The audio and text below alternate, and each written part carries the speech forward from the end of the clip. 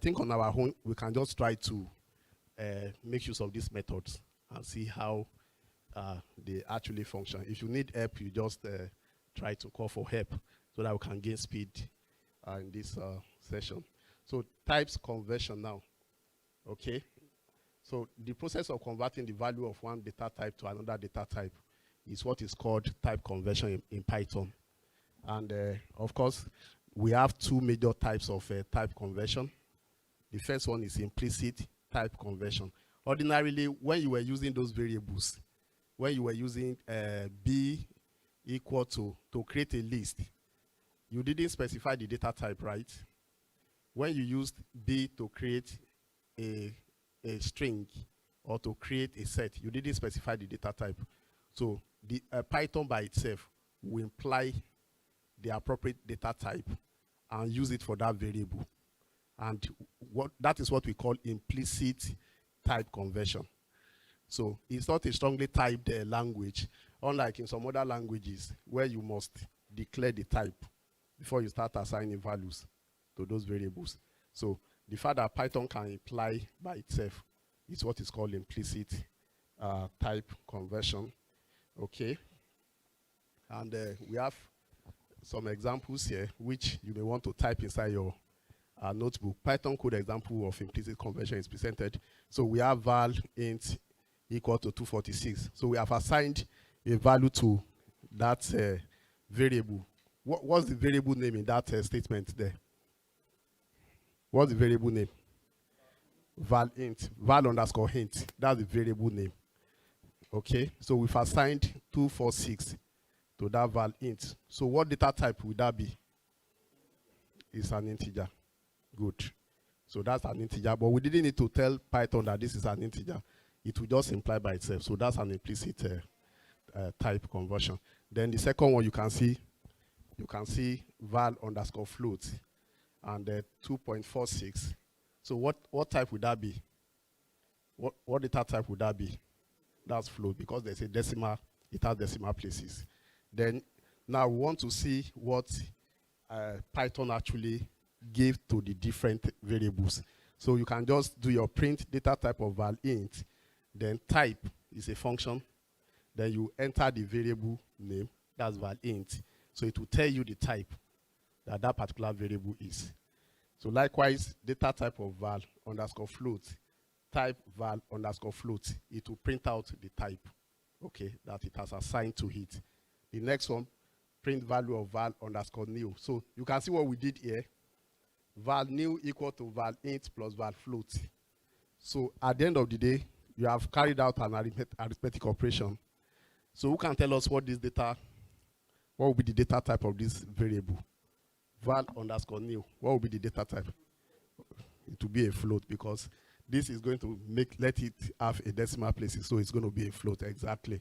So it's a float. So you can preempt what it is going to be. So the actual value, you can see here, we are interested in the type. Okay? Okay, we are interested in the type here. Here, we want to get the value. So what's the difference between the two? This line, print value of val underscore new. That's val underscore new. Print data type of val underscore type. The two of them, what will be the difference between the two of those statements? Okay, a type, exactly. So do you want to run this before we proceed? Okay, let's quickly, you can quickly type it and you run it and let's see what you are able to get by running this. Okay. So if you need help, you can just call Mr. John to help out. So we have implicit conversion in Python.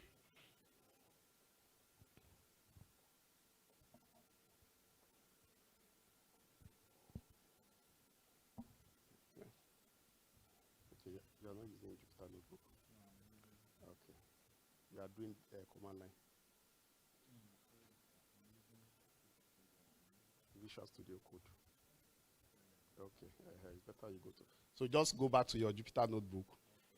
If it has logged you out, you can just refresh, or you just click on. if you click on not connected, it will try to connect you back. So you can just type what you have there, and by the time you run it, you will see the results. Okay, based on what Python has been able to process for those statements. Okay.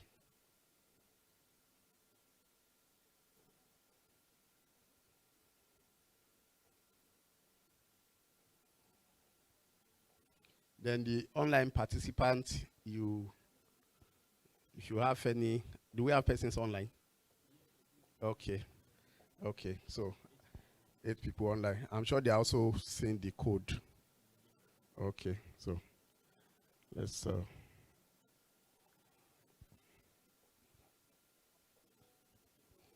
so if you have been able to run it, you can just signify if you've been able to type and run the code.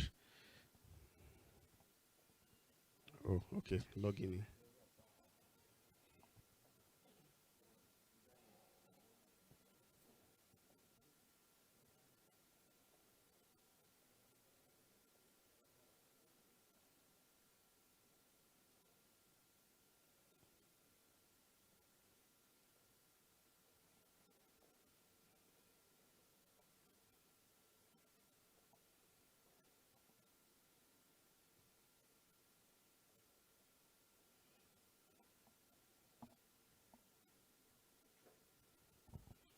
Okay, if you have been able to run it, Dr. Oshin, I think you are, and you got, okay, good. So do we have any other person that has been able to run it? Okay, good. Okay, so let's give others just like a minute to complete that task. And let's see what we're able to get.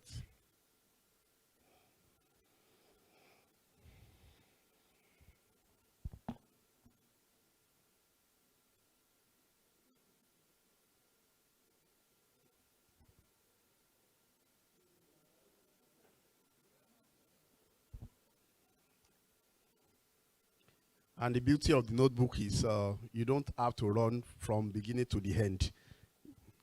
Only the cell where you have typed into, you just run inside that cell and you are good to go. Okay. If you are having not connected on your Jupyter Hub, click on that not connected.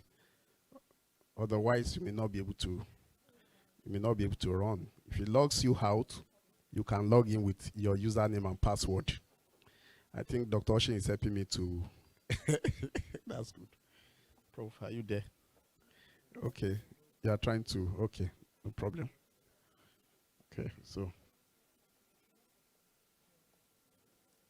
Anyway, at the end of the task, you can download your notebook and even run it on your local machine. Okay. So I suggest that you give your notebook a name. I think Dr. Mrs. Ajayi was able to give us how to do that. If you have not named your notebook, you just, okay, I think virtually everybody has named their notebook with what I'm saying. Okay.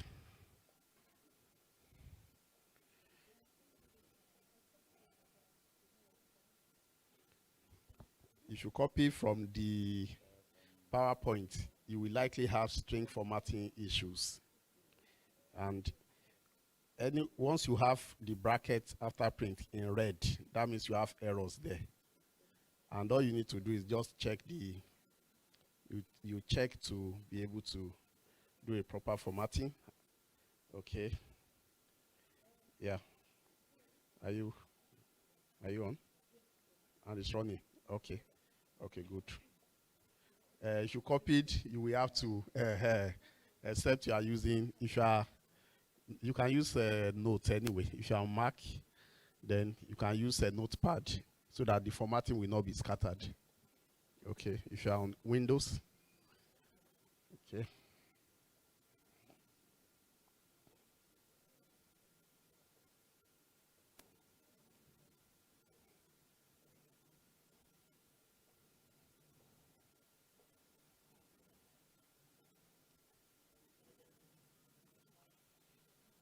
Okay, so can we move to the next slide now? Okay, I think I'm having plenty notes. Okay, so let's go to the next slide. Now, that's all about implicit. If you were using a string variable, you don't have to specify the data type. Python will give you, we put the knows the data type by itself. So let's go to explicit type conversion. There are some use cases that will require you to do explicit type conversion.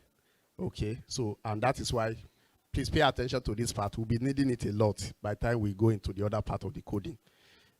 In this data type conversion, the programmer writes code statement that converts the data type of an object to the required data type. Any data type is an object in Python.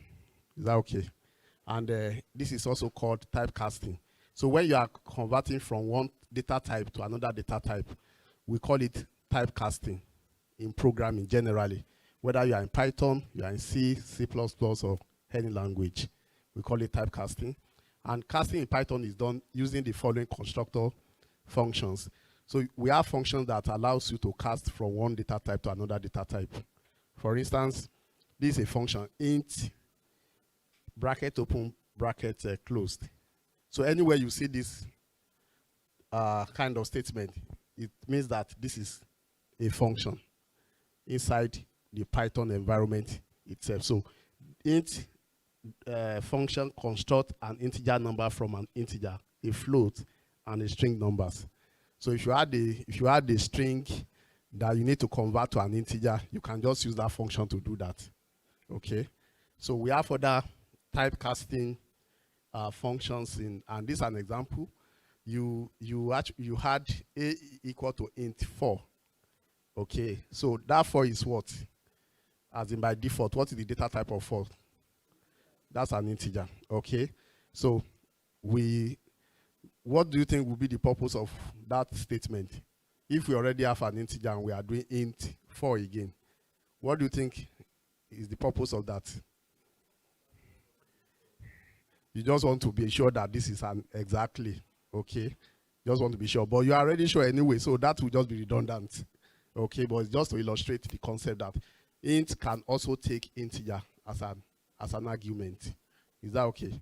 So the other one, we have b equal to, don't mind that space, b equal to int into 4.8. So you can type that inside your notebook, okay, and see what the result is going to be. b equal to int 4.8. 4.8 is float. Okay, so type it and let's see what the output is going to be. But you are now typecasting float into an integer. Okay. So somebody can tell us if you have been able to do it. 4. So that means the decimal part is truncated exactly. And that is what happens when you are. So who can tell us the implication of this? If you have a number that is 4.8 and is giving you 4, the precision, yeah, there's a precision problem there. Okay, but there are some use cases that would not mind you having that. Okay, just bear that in mind, that what you are going to get from this one is just the whole number. The decimal places will be truncated away. So the third type is int. What is that that we pass to it? That's it. Is it a string or a number? That 3, because we quoted it, so it's a string. Good. But we want to now convert it to what? To an integer. So just type it. It will give you the integer equivalent. Okay. Type it in your Jupyter Hub. It will give you the integer equivalent. Okay. And that's a function to typecast from any of those data types, either string or float. You want to typecast it into integer, so you just use int, put your value inside it, and you are getting your output. Okay. So then the other function that you can use to typecast is float. Okay. And what does this one do? It does construct a float number from an integer, a float literal, or a string. Okay. There should have been a comma here. an integer, a float literal. That's just a float data type, a data value, or a string. So everything you have here, if you run it, everything will be converted to float. So I think we can do this one later so that we can make progress. Okay? So let's, okay. Then another type casting function is str, string, into brackets, okay? Then this also generates string from whatever you pass to it. So that SS1 is already a string, so it will retain it as a string. So if you pass an integer or a float to it, that integer or float will become a string eventually. Is that okay? So A equal to string SS1. The string is still going to be retained and assigned to A. Then B equal to string 4 is going to generate 4 as a string. If you run the second statement, you will see that your 4 will be quoted because it is now a string. It's not going to be a number. Okay. So who can tell me if we now want to use that string, which is string 4, can we use it for arithmetic operations? Okay, you can use it for arithmetic. Good. That's beautiful. So I think this is also very straightforward. At least that has laid the foundation with respect to typecasting. So let's go to the next fundamental concept that we need to know in Python. We have variables, constants, and keywords. They are also very important when you are writing code in Python. So who can tell us what a variable is?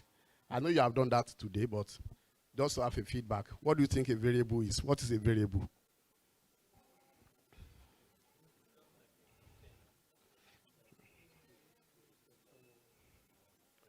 To store, okay.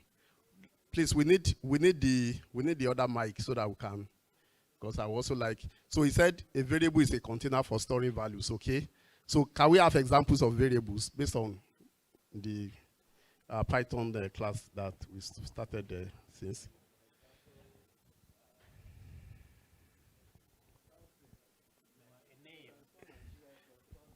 Okay. Okay. Like name, okay, or a school or something like that. We now put the name is equal to okay. this.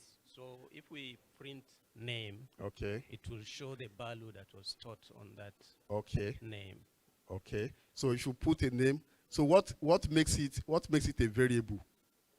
It's defined. The content can change. Exactly. We can change the content. It can change. That's why it's a variable. Okay. So perfect. That's just okay. So we can just move on. Okay. So it's a named location used to store data in the memory.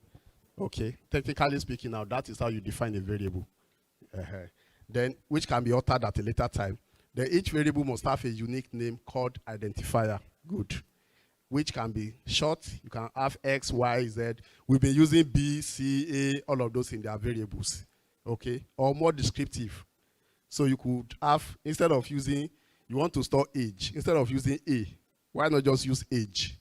So that it's clear to you that this particular variable is storing age.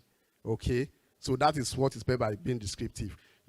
Maybe you want to calculate the area of a rectangle, for instance, you understand. So rather than saying A is the length, B is the breadth, why don't you just say length is equal to, breadth is equal to, exactly. So that is more descriptive.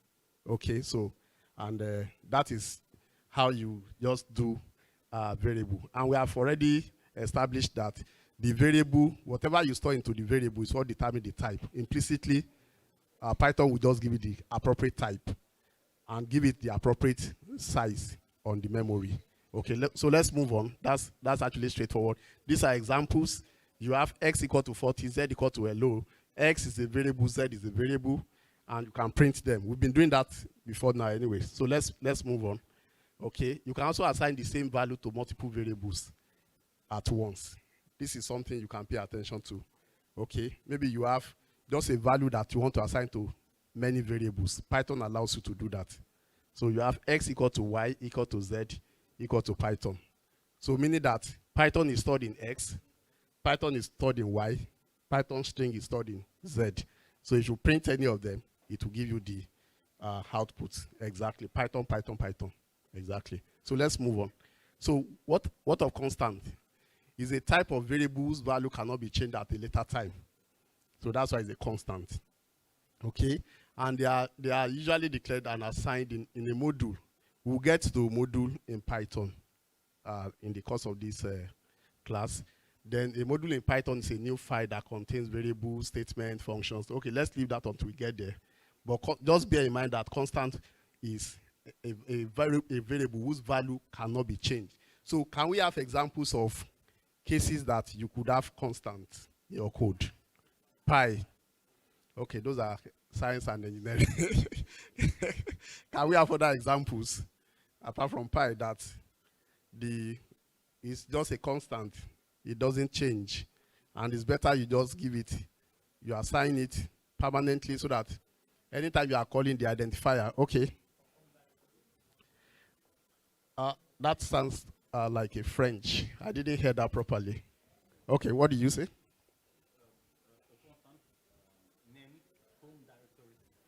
Okay, that's a string.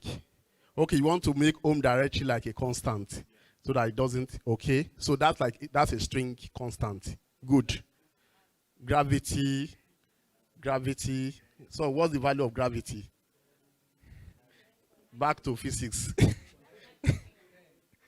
Is it 10 or 9.8? Which one is correct? Aha. So somebody said both are correct. Okay. He said it is lazy people that normally put 10.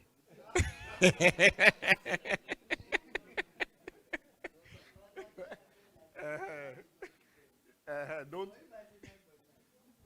9.8 is different from 9.9. So where is the one that you're adding to it coming from? So the constant is actually 9.8 anyway. Okay, so let's move on. So yeah, it's what? You mean gravitational due to Earth? Yeah, it's when you are on the Earth surface that you have it as the 9 point. If you go to the moon, it's going to change. Yes. If you move outside the Earth, it's going to change. Did we get that? That's taking us to geography. Okay, Planck's, yeah, exactly. There are plenty of such constants anyway. There are plenty of such constants. So if you are writing your code and you need those constants, just create a constant identifier, and you are good to go. Okay, so I think we can just move on. These are just rules. Let's go back to those rules. When you are creating variables and constants, there are some rules you have to bear in mind. Okay, create an identifier that makes sense. I think I've mentioned that. Rather than saying X that we have been doing before now, saying X, Y, A, B. By the time, after like a month, you go back to your code, even you might have forgotten what that variable is doing. So that's why it's better to use identifiers that are descriptive. Is that okay? So use name rather than hen, okay? So for clarity, use CApIC-ACE notation to declare a variable, okay? It depends on you anyway, okay? Some people would like to do this. I think I like doing this when I'm declaring variables, to use this CApIC notation. You can see my name, my age. Some will use val, name, val, maybe age. You understand? It doesn't make any difference anyway. It's just for readability of your code. You can as well use name, age, score, whatever you want to use. So that's another rule. Use capital letters where possible to declare a constant. There's no rule that says it must be capital letters, but in order to differentiate variables from constant, you may decide to use. Okay, Dr. Dan wants to shed the light on that, right? Okay. Because I see that there are some people that are beginner in programming. Okay. And they should know that variable name do not accept space. Okay. Okay. When you were trying to declare a variable, you cannot use space in the name of this variable. Yes, Okay, that's also going to be, yeah. Please take note of that. Okay, so you have my you have space, then name. You understand? That will not, it will not be accepted. You can try it anyway, because you know what will happen when you try it. Okay. So then never use special symbols like you have exclamation. It's a reserved symbol, or there are special symbols that you don't use to create your variable identifiers. Heart, hash, dollars, percent. Some of these things are reserved. You did Linux and share programming, and you know that some of those are actually reserved, okay? So you don't use such for variable names. Then don't start a variable or constant name with a digit in Python, okay? Don't start a variable name with a digit. Then you can use combination of letters in lower cases, and you can just do underscore. You can do, these are examples, cost underscore code, cost underscore unit. Those can be your identifiers. Is that okay? Instead of, yeah, you don't, exactly. So don't use space. You can use underscore, apparently. Yes, which will be very okay. Then Python is a case-sensitive language. Here, this can give you a headache if you don't. Programmers will agree with me. There are times that your code seems to be perfect, and and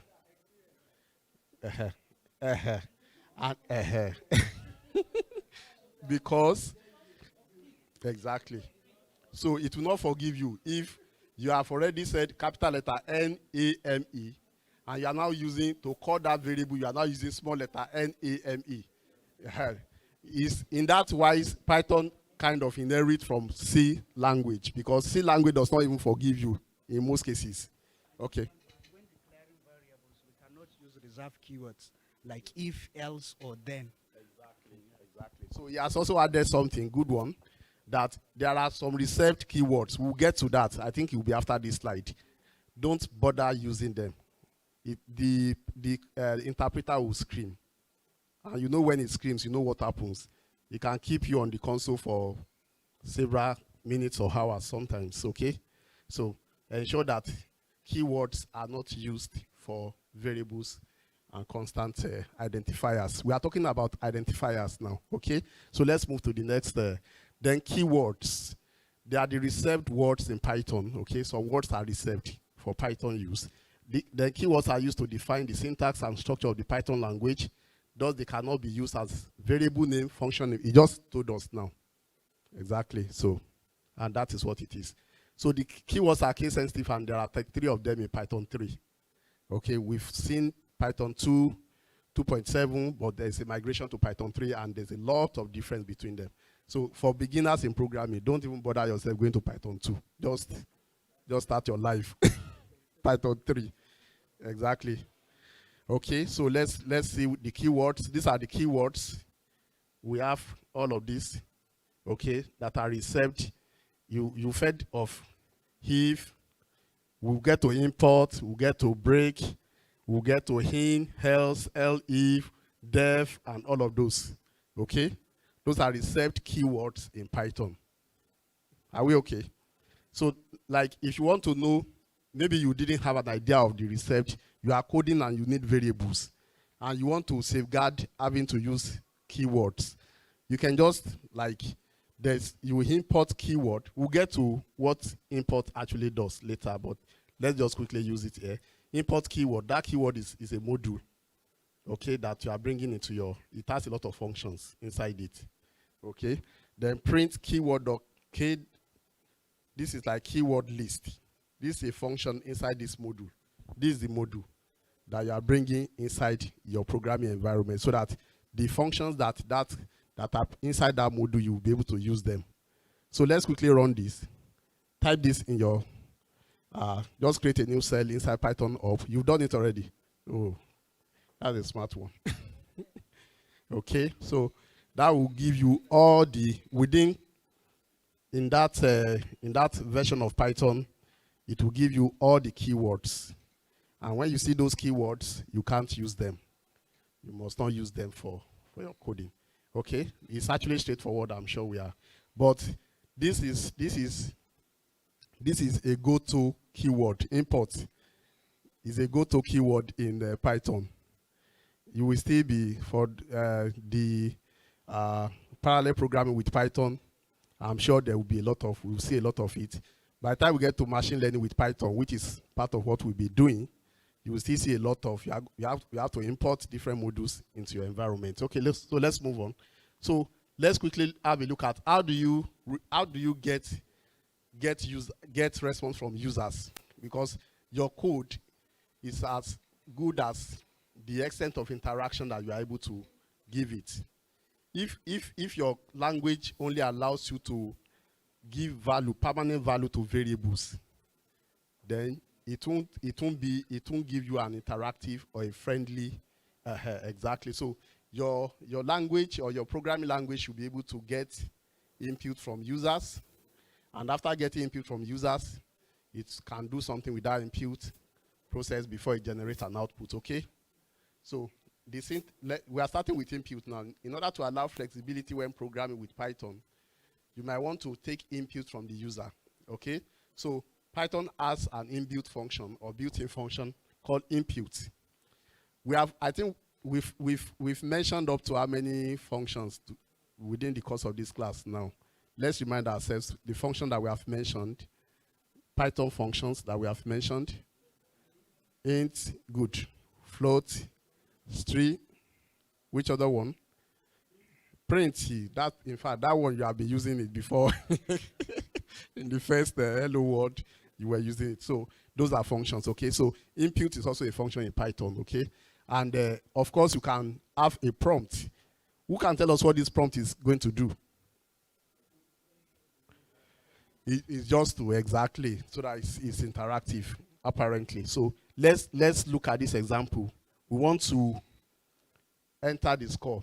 For those of us that are lecturers, you have your maybe an application that requests for the input for the different scores for. So like you have your input is the function, this is the prompt, okay? And whatever you enter into it is going to be assigned to this, okay? So let's run this and see what we get from it. And if you want to know what is inside my score, what do you do to that line of code? If you want to know what is inside my score, output, is that what you are going to use? Before we go to the next slide, I want somebody, if you have entered the value and that value is stored inside my score, so how do you see what is inside there?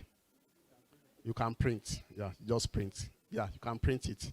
So I just wanted to get that. Okay, so let's, have we typed this? Okay, good. So did he request for a value from you? And you put it, good. And that's the beautiful thing with Jupyter Hub. Okay, so you can just, it's also very, very interactive. So let's move to the next, okay. So this is something you need to note. And this is where we start applying the typecasting concept, the explicit typecasting concept. Okay, my score is a string. Even though you enter the value, but the default data type is a string.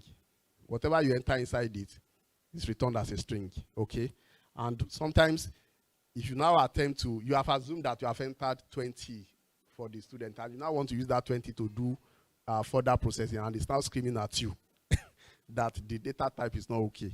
So what can you do in that case? You just typecast it. Just typecast. If you want it to be an integer, that means you typecast into an integer using the int. If you want it to be a float, you typecast into a float. Okay? So that's one of the major relevance of typecasting. Okay? So let's see the output to generate output. Print is in C language, for instance. How do you generate output to the screen in C language? In C programming language, printf, yeah, printf, yeah. To get input, what do you use to get input? Input in C language. I just want us to see that there are differences from one language to another. Refresh your, okay. Scanf, okay. You can use scanf. But we don't use printf in Python. And we don't use scanf in Python. In Python, you use input and you use print. Input to receive values, then print to generate values. Okay. So, and print as you have the object. Object can be a string, maybe a prompt. You have a separator. These are things you put. Maybe you have plenty things you want to print and you want to separate them. A separator, okay. Then you have end. Maybe you want an end to whatever is printing, and you have the file, okay, as file, flush as flush. So what does this imply? The different arguments that you send into the print functions, and of course the object can be your prompt. Okay, let's move on. And okay, if you have questions there, you can just ask. Please give her the mic. I observed that line of command, Okay. the bracket, S is in a bracket. Yeah, it can be objects. You can have more Yes, than one. but I think when you open a bracket, you must close it. Yes, it's closing here. No, Oh. Everything should be on Okay. the same line. Okay, so those ones are just. It's the same line. Yeah, Yes. it's closed there. Okay. Okay, so you realize that it's only the object that is actually like mandatory that you put.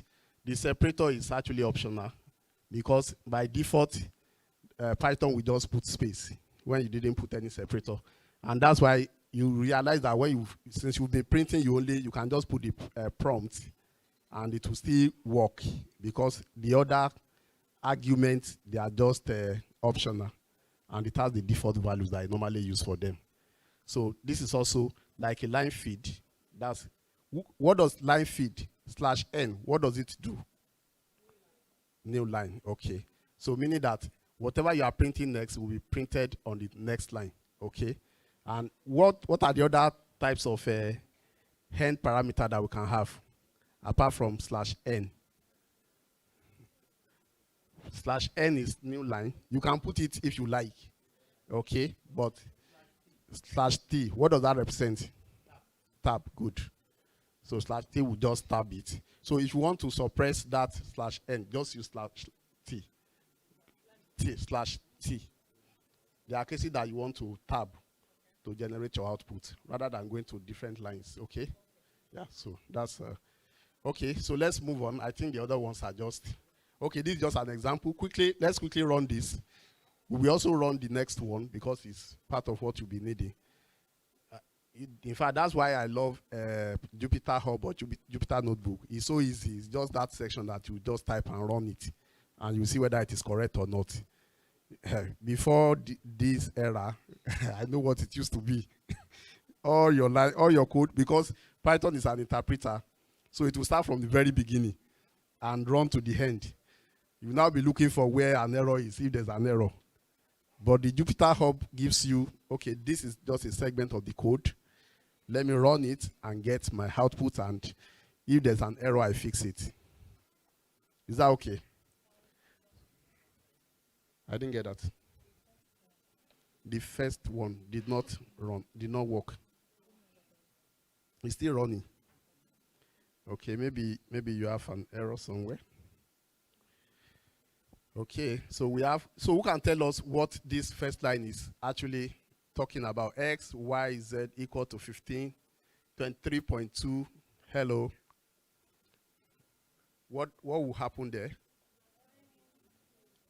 So X is equal to 15, good. Y is equal to 23.2, Z is equal to hello. So what does that tell you? That on a single line, you can just assign your variables rather than line by line. That's what he's telling you. Has anybody been able to run this? Okay. Can you tell us what you got? Okay. Okay. Okay. Okay. And we know why it is like that. Do we know why it is like that? That output that we have. Okay. I don't want to rush so that we really get. Is the separator exactly? Can you change that star to something else and see what it will look like? So those are hot ways you also. Can you change it to something else of your choice? Star, you can use something else. Somebody can suggest. Okay. It's just an argument. It's like an identifier. It's an identifier.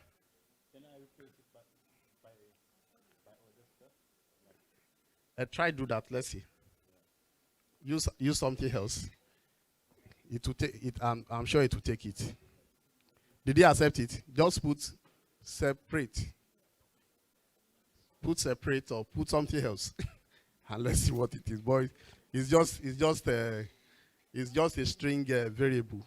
It's an identifier. Okay. If you try something else, we put star star here. You can try exclamation exclamation to see what happens. Okay. So, and that is what we call programming. The fact that you are flexible in your thoughts. Okay, you can try this and okay, why don't I do it this way? And let me see whether, has anybody gotten anything? Okay, did you, is it? Okay. No, that instead of the star star, you can use something else. Okay, so it's just a separator, and there are cases you want to like separate your, exactly. So another thing you need to pay attention to with respect to the print function is, in Python, outputs are normally formatted using string.format. So this string.format, of course, you know that this is like an object. That string is an object. Okay. Then this format is what now? Okay, function. Okay, or what? What other name do you call format? Okay, so x equal to, so that string.format is, okay, you can format your output using the string.format. Can somebody tell us what that is talking about?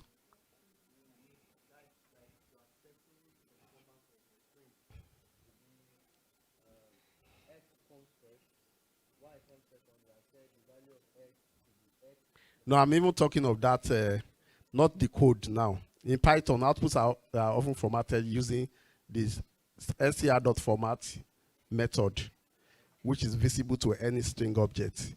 So that string.format, what is that talking about? Can somebody,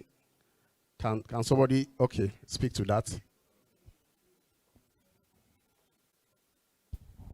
I think like in the example, when we write a string format,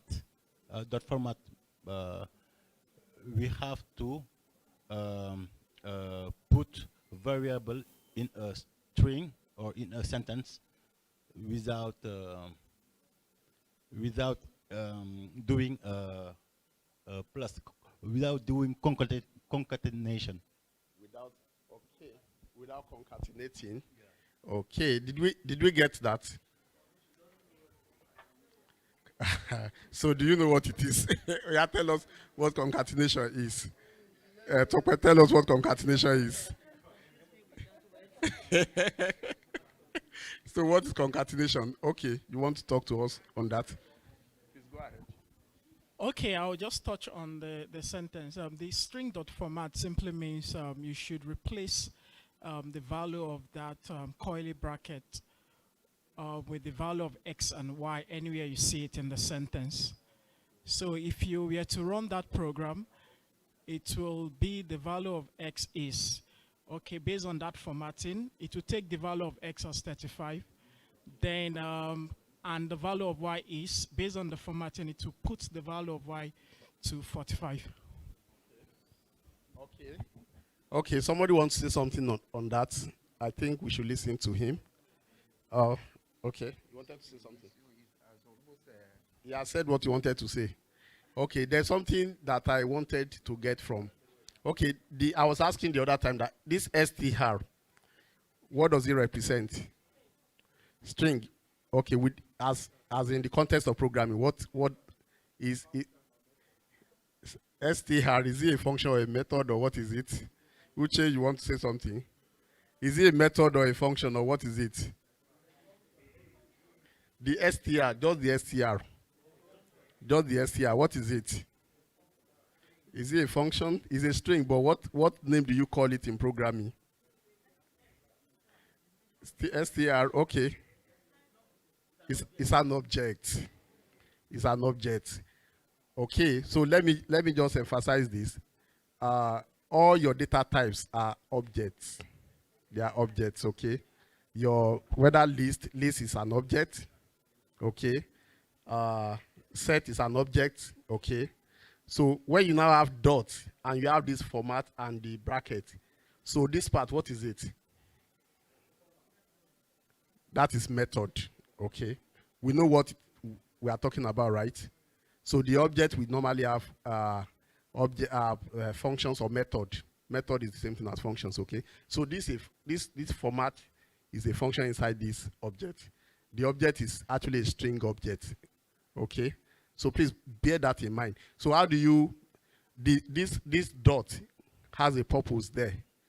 It's just an operator that you use to like obtain your method, okay? Attach your method to the object, yeah. For those that are familiar with object-oriented programming, you know that object is an instance of what? Of a class, okay? So that means the data type is like a class, right?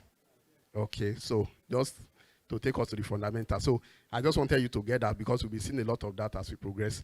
So you can see here we have already assigned values to X and Y and we want to print, okay?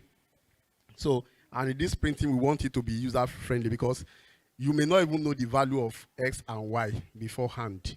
The user just supply the values, okay? Then now we are saying, he was trying to explain that, which he did perfectly well. The value of X is, so you are putting this bracket here, this curly bracket here, to get what the value is.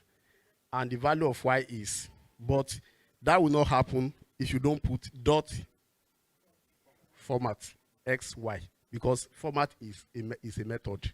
So it takes variables, and you've already defined the variables. Is that okay? So you just apply it. And by the time you are printing, you have a very friendly prompt coming out for you. Okay, so please take note of that. And of course, so what is the STR part in this whole argument now? This STR, which one will you refer to as the STR? Or the quoted part, that the text, that's the STR. Then you have the dot format. Then the function will take arguments, X and Y, and you are good to go. So can you run it and see what you have as the output? Okay. Okay. Do you want to do an exercise now? To make use of the input and the, before we move to the next slide. Let's write a code. Everybody, write a code that we accept first number and second number. And you add the numbers together. That will accept first and second number from the users. You add the number together and you print using this format. Okay, you have the first number, you have the second number. Okay, you have a question. Okay, you've done it.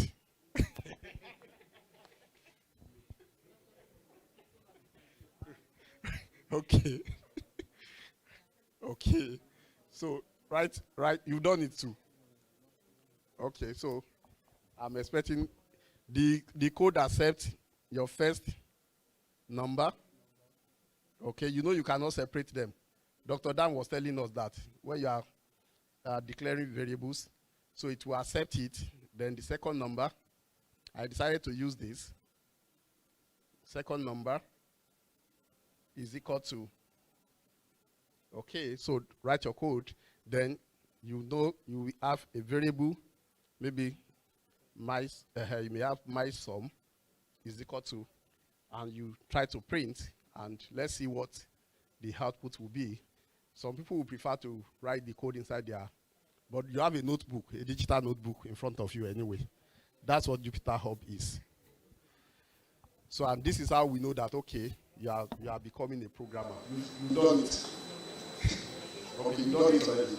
Okay, if we accept first number, accept second number, and you add them together and you generate the output using what you have.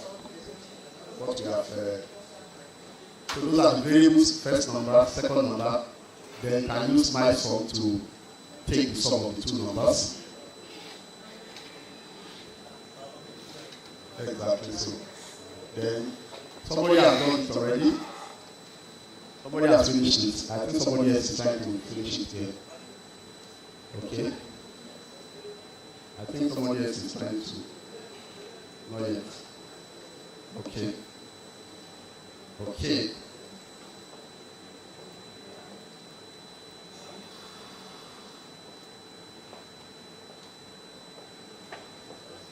Samuel. Okay. I think the first person that PD should have a double dinner ticket.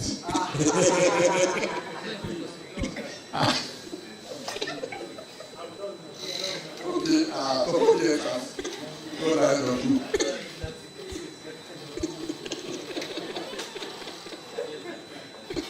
So, did it one? Okay, good.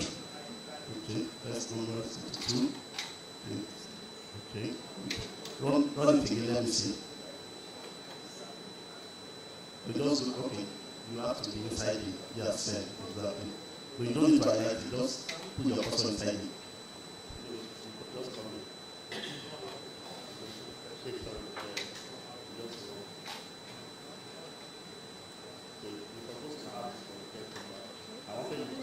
I don't want to add code the first number. I want you to use the input function to get the number from. You got it. Okay. Somebody has gotten the dinner ticket before you anyway, so let's let's see it. Okay, enter the first number, then float. Okay, good, beautiful. Print. Okay, enter the first number. Oh, 6. Okay, 6, 12. Okay, good. Run it again. Let me see how it's prompting for the number. No, you don't need to remove. Just go back inside that cell. You don't need to copy it. Yeah, just run. To run. That's the beauty of Jupyter Hub. Good. Okay, somebody else has gotten it perfectly well. I think somebody on this table is also trying to.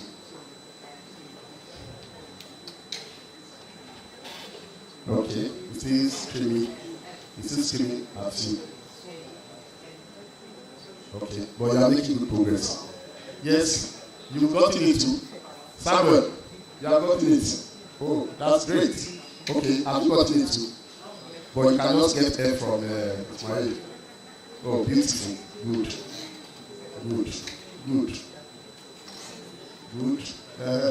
But you didn't use the print. I wanted you to use that print statement to do your formatting properly. Because somebody does see 25, he doesn't know what you mean by that 25. So that I wanted you guys to use the string.format. Okay, you done it. Okay, good. Okay. No, you have coded the first number. I want you to use the input function that we did to get input from the users. Okay? Doc, please help me attend to. Where's John? John? Oh, you're also in the class. Or you are doing something else. Okay, continue. Okay. You can help, okay. So for those that have gotten it, just help out on your table. Okay? If you have hard coded, I don't want hard coding. Samuel hard coded. I want you to use input to get the input from the user. So if you have coded the value, you don't want users to have access to your source code. So they won't be going into your source code to put the values. So that's why you have to make it so beautiful. Did you run it? Run it, Alex. It's running already. Good. Beautiful. But that your format, you didn't use. I wanted you to use the sum of FEDGEN, second number. Okay, so if you have somebody has gotten it on your table, then it should guide you. Okay. No, that's hard coding. Don't hard code your numbers. Use input. Let me put the input on the board so that you know. Okay, Input, go back to the input. Okay. Okay, you remember this. So that you receive the value from the user.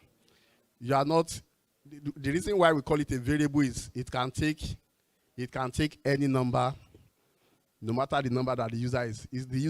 When the user enters his or her own number, the values is assigned to the variable. Another user comes to run your code, it can supply its own number. So use the input function, okay, to accept the value from the user, okay, so that it will tell you enter first value, enter second value. Yeah, this is okay, but your result, you didn't do it well. I wanted, go to the print now so that they see the prompt. You see what we did in this example. Yes, do something like that to generate your output. Okay? Okay, you have done it, good. Okay. Were you among the first three? No, you. Okay, good. Okay, that's okay. At least this is exactly what I'm looking for. There's okay. After how many of us have been able to do it? If you have gotten it, good. So you will notice that did you apply typecasting anywhere? Okay. So what do you use for your own typecasting? Hint. Ismail, what did you use for your own typecasting? You use int. What did you use for your typecasting? So why are you using int? That means you only want integers. You don't want float. But which one do you think is better? Okay, this is another programming decision. You use float. So why do you think float is better? Perfect. So it's more generic. Okay? You don't want to limit your users to just hint. So float is better. Okay? Okay, so I think we have come to a good place, so we can move on. Yes. Okay.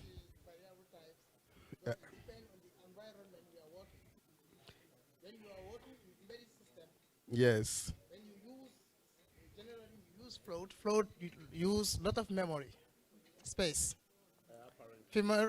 Float are encoded in with the 16 byte, while integer use only 4 byte. Yes. Okay. Yeah, we got your point, and a very valid point. If you are constrained, but you know we are on HPC.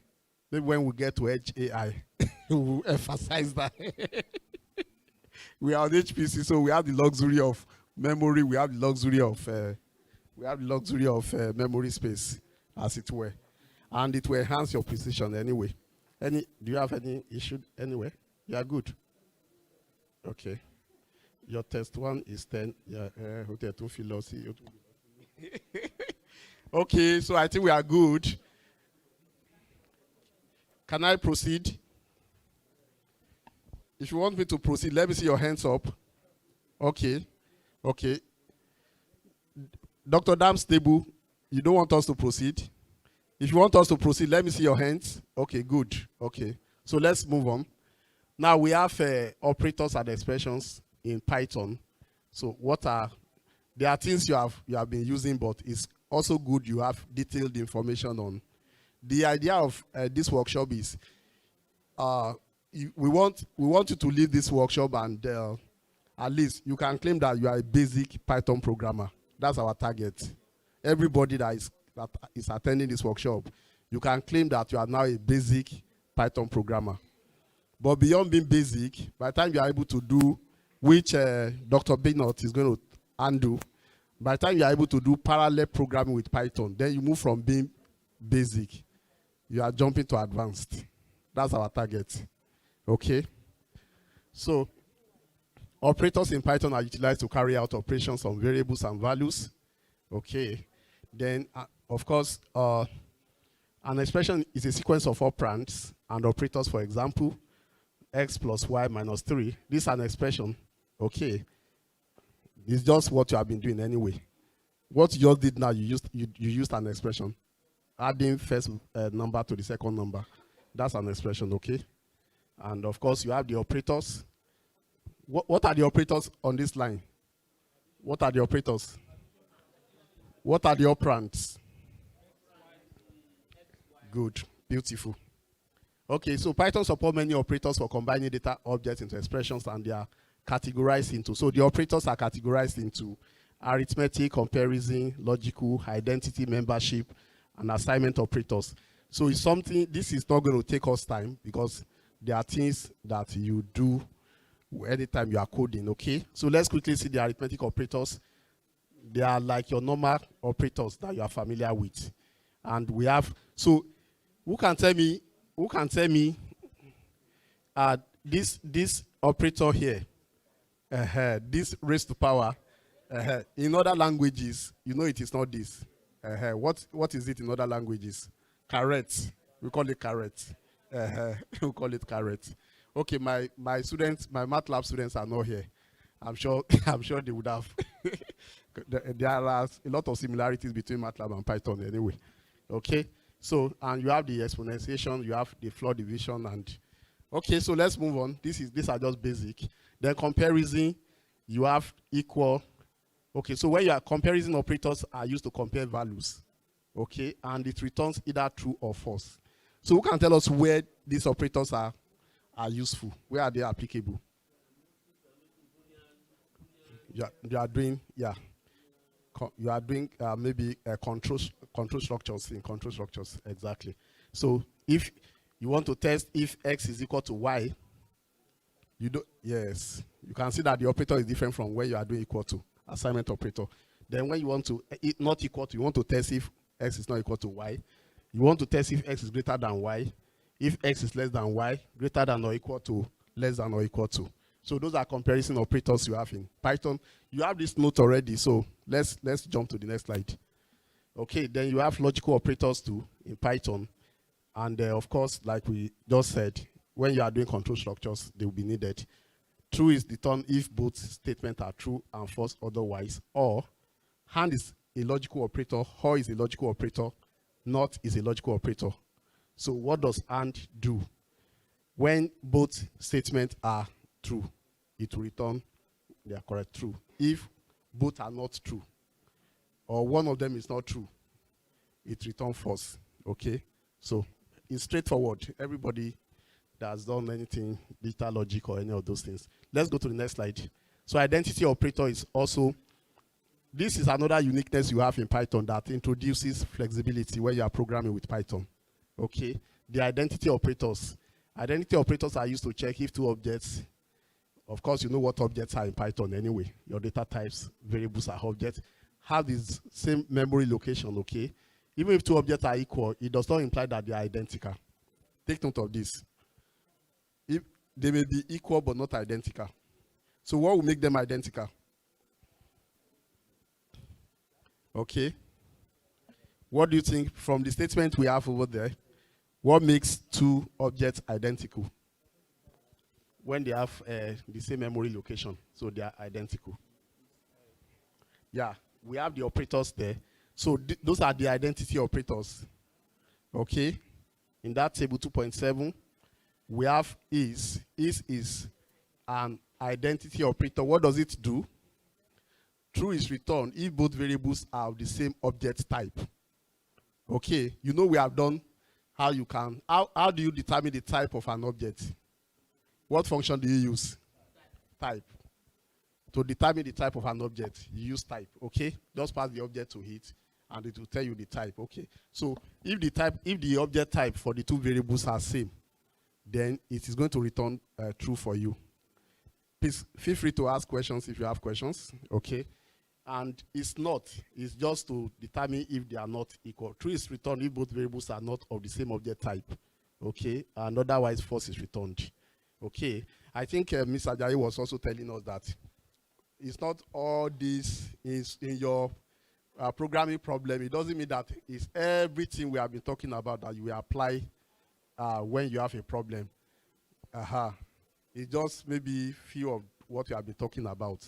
But when you are building an enterprise application, there's likelihood that most of the things we have been talking about, you will need to apply them.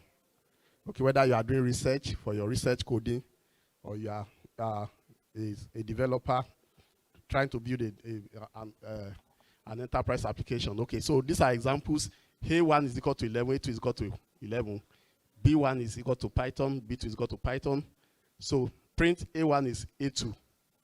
What will be the result of this? Print A1 is A2. Beautiful. Print B1 is not B2. What will be the result? Good. Okay, that means we are for. Let's clap for ourselves. That means we are really following. Okay, good. So let's move on. So then we also have what we call membership operators. These are operators used to confirm if a variable of value is present in a sequence. You will like this. Okay. Then objects that are sequences in Python are. So we said if a value of variable is present in a sequence. So what are sequences in Python? Okay. What are sequences in Python? You will notice that when we're doing string is a sequence of what? Okay. I think, okay, you told me. Let's start for him, please. At least that shows some element of programming foundations, okay? So what of list? What of list?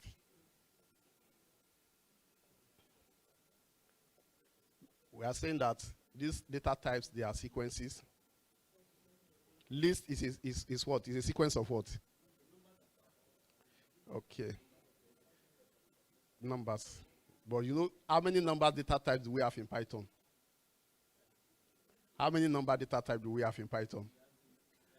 We have int, we have float, we have, which other one?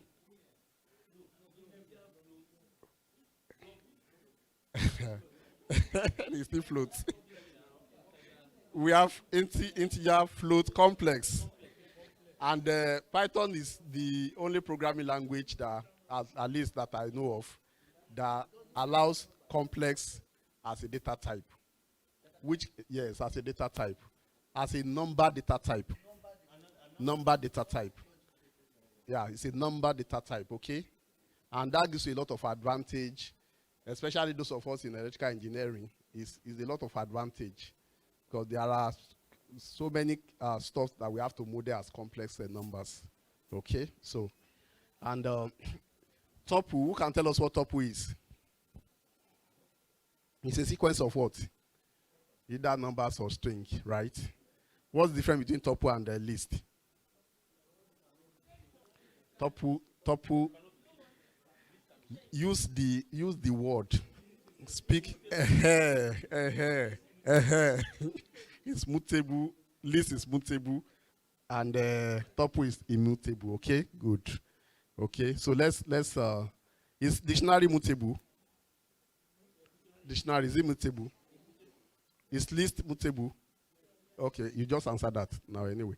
Okay, good. So it should be noted that these operators can be, okay, membership operators is what we are talking about now, can be used to test the presence of key in dictionary, not of value.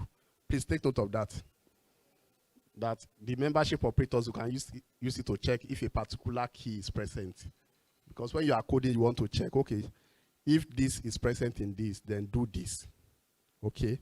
So we use membership operators a lot in conditional statements. Okay?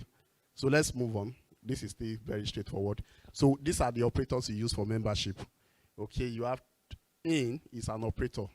So true is returned if the value or variable is present in the sequence, while otherwise false is returned. Not in, true is returned if the value of variable is not present in the sequence. So this is an example. Okay, without even running the code, you will tell me the answer. A is equal to Python is a cool language. Do you agree with me that Python is a cool language? Okay, good. So print age in A. What would the result? What would be the result of this? Why? Okay, somebody said it is true. Some people said it is false. Who do I believe? Okay. So if you are saying it is capital, so what is the characteristics of Python that makes is the case sensitivity? Case strongly typed, it is case sensitive. You know, IT guys, let's be using our key, our exactly. It's strongly typed. Is that okay? So the second one, cool, is cool not in A. What would be the not? Because it's actually there. Good. So that's then we have the assignment operators. So we have done several types of operators now. Can we recall them? The first one is arithmetic operators. Addition is just a type of arithmetic operator. Another one, good. Another one, comparison. Another one, membership. Another one, assignment. So we are now in assignment. So what is the assignment operator? Who can tell us? Equal to. Yeah, good. Okay, so, and there are different ways in order to reduce the complexity of your coding. There are different, this was the only one you mentioned, but there are so many other ones. Okay, so these are the other ones. So where you want to, instead of having to do A is equal to A plus 3, you can just do A plus equal 3. So it's the same as A is equal to. And likewise, A minus equal 3. So meaning that you already had a value in A, you are adding 3 to it to have another A. Is that okay? So those are the assignment operators that we have. Okay, so I think we have come to the end of this part. And okay, so I don't know whether we should quickly do the control structures or we should, what's the time now? We still have time, right? Okay, we still have time. But let's just unwind a bit for like 5 minutes. Or we should continue. We should continue. Okay, there is actually not so let's go to the control structures in Python. We just finished the building block. Okay, the online participants, can we have feedbacks from you? Are we together? Are you if they want to unmute, they can unmute. You can unmute them to talk so that we also have some feelers from their, let's have some feelers from their hand. Okay. They are raising their hands. They should raise their hands. Raise, online participants, if you have any comments or questions for us, you can just raise your hands. So while we are waiting, can we use the input and the print command? Let's quickly write a program that will find the area of a circle. Area of a circle. You can just write a code based on what we have done so far. Yeah, just write, yes. Write a code to find the area of a circle. So let's call this an exercise. Python code to find. So you use all those formatting styling for print, and you use your input. Okay. Okay.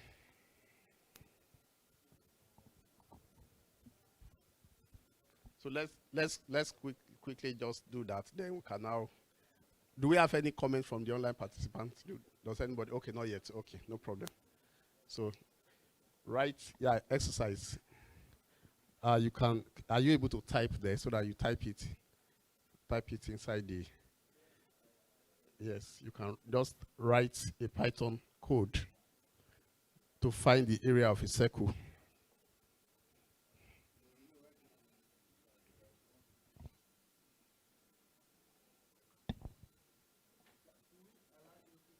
Yes, you get input from the users. Whichever one you want to use. You know, we've done. Okay. Do you want us to display this? Why not type it inside the Word? Yes, Word document. to find the area of the circle. Write a Python code to find the area of the circle.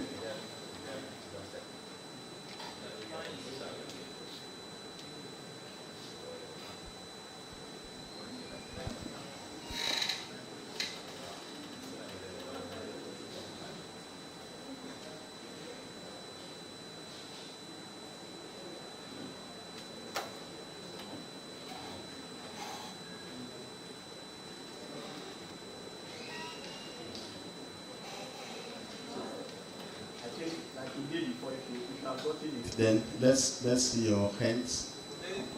Anybody that has been able to do it can just signify.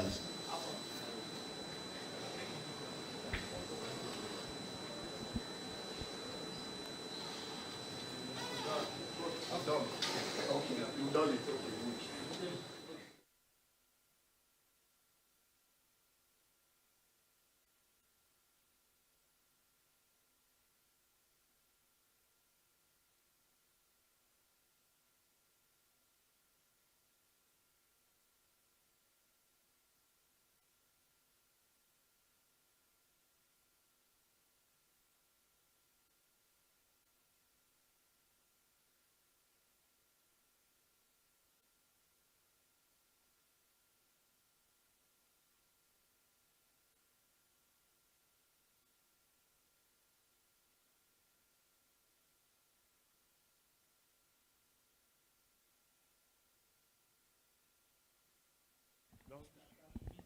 Okay, you have also done it. Okay, good.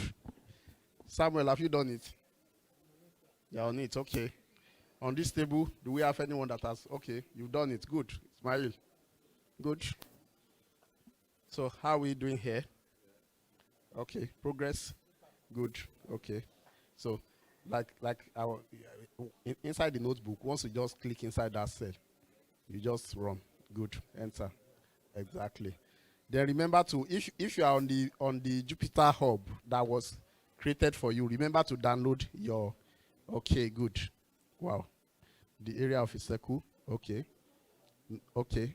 I thought you were going to put the formatting inside print so that the radius will also show. Okay. Okay. The entire radius. Okay. Area of a circle. Area of circle with radius. Good. This is what I was looking for. Okay. So, and you know, of course, you can actually also still find out more about all these functions by checking the Python documentation online. At least it will give you a lot of other details. But these are just very basic for you to take off from. Have you, is it? Exactly. Double story. Or you just do R multiplied by R2. You know, it's the same thing. That would, and you can keep building and building and building on this until you have a very, very, very large code base. So I think we should wait for more persons to get it done. Enoch, any progress? Okay. Oh, Mrs. Sweet, any progress? Okay. So let's. Okay. I think. Do we have any progress on this table? Do we have any progress? Okay. Top. Okay. Progress. Okay. Okay.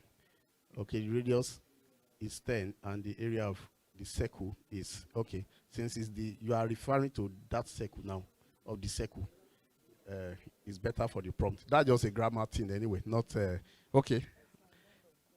Oh, work with him. I think he has gotten the right thing. So don't add code your radius. Okay. You write your code for the user to supply the value of the radius. Then of course, definitely before you can do that, everybody knows that you must know the formula for area of a circle. So, and those are the preliminary things you need to do when you are writing code. Okay. And for guys that are pi r squared, that's the area of a circle, right?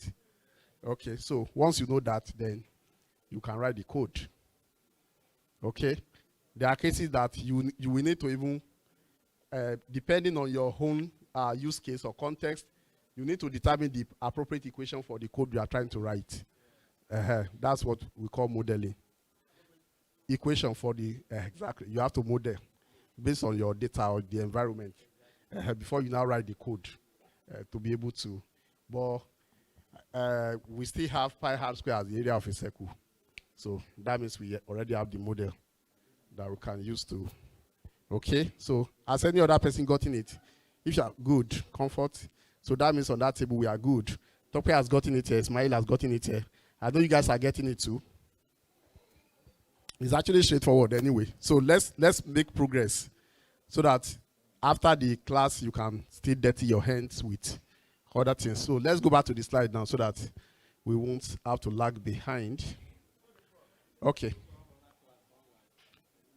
Yeah, okay, sorry, I wanted to tell you that that class is an advanced class.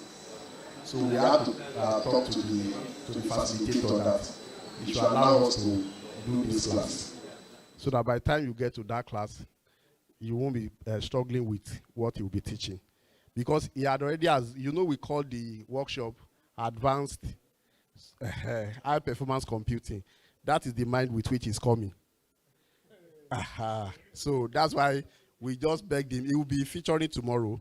So what we are trying to do is have the very strong foundation in Python programming, okay? So that when he comes, whatever he's saying is very clear to you. In fact, we still have another module, but I'm not sure we'll be able to take it this time. Maybe we'll take it before breakfast tomorrow instead of the Docker now. Because even the Docker concept, if your Python coding is very okay, the concept of Docker becomes exactly, okay?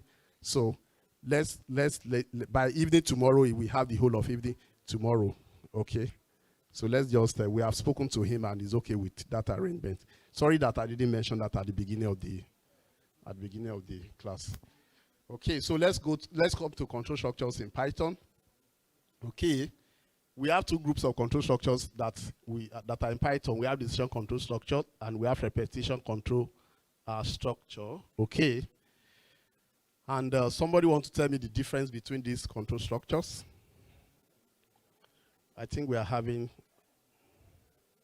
So what do you think is the difference between? If you didn't get the last exercise that I gave you, just keep your notebook.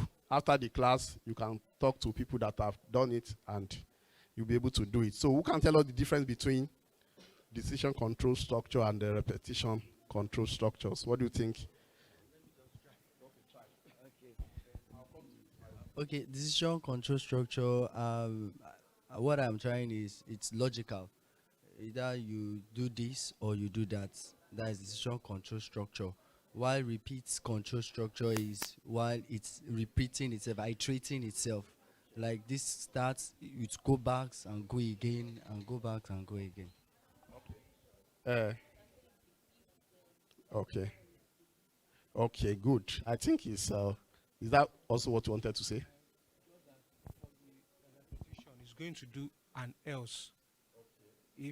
If the decision is yes or no, and it's either yes, it will do. Okay.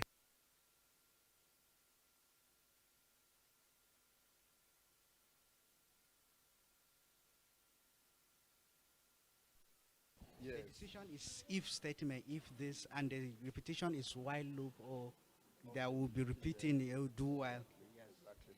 Okay, so I think if you have done programming before, you know that every programming language, okay.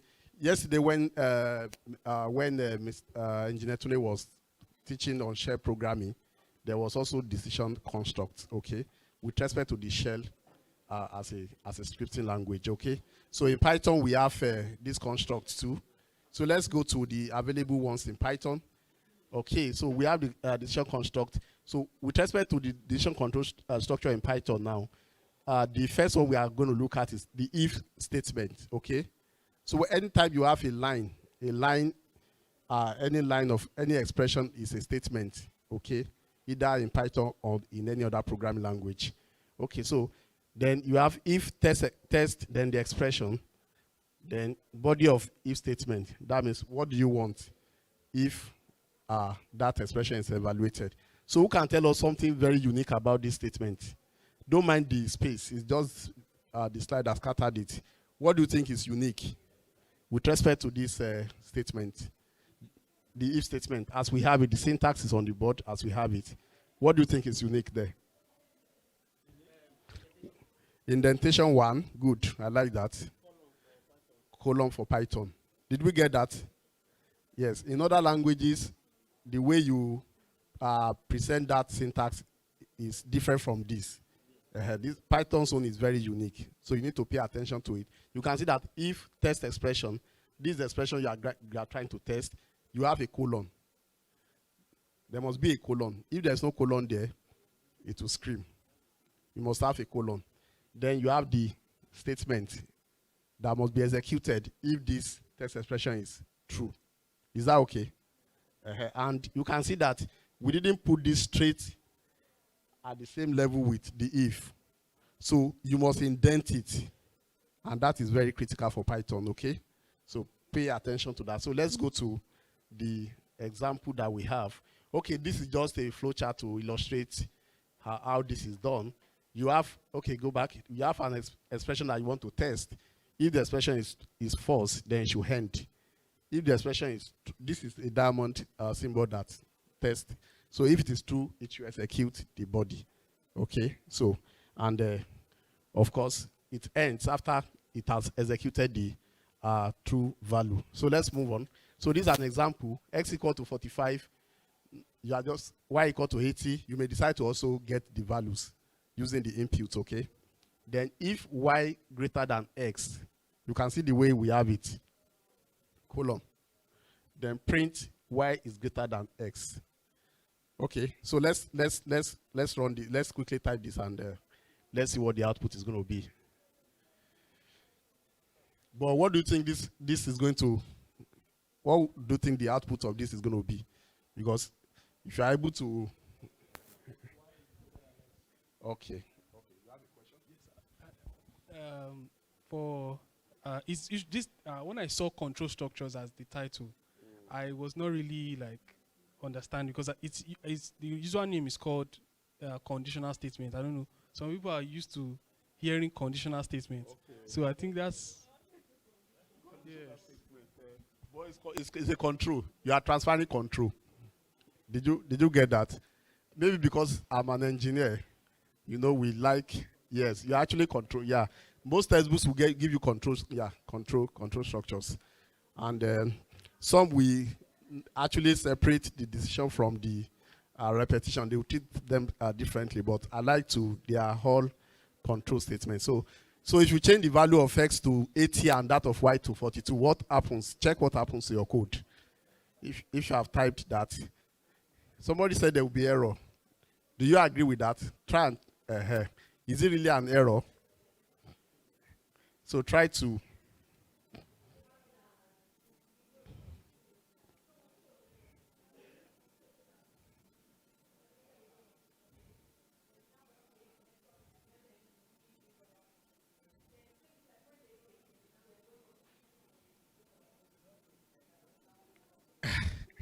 So what happened when you changed X to 80 and Y to 45? What happened? Okay. So okay, tell us what happened.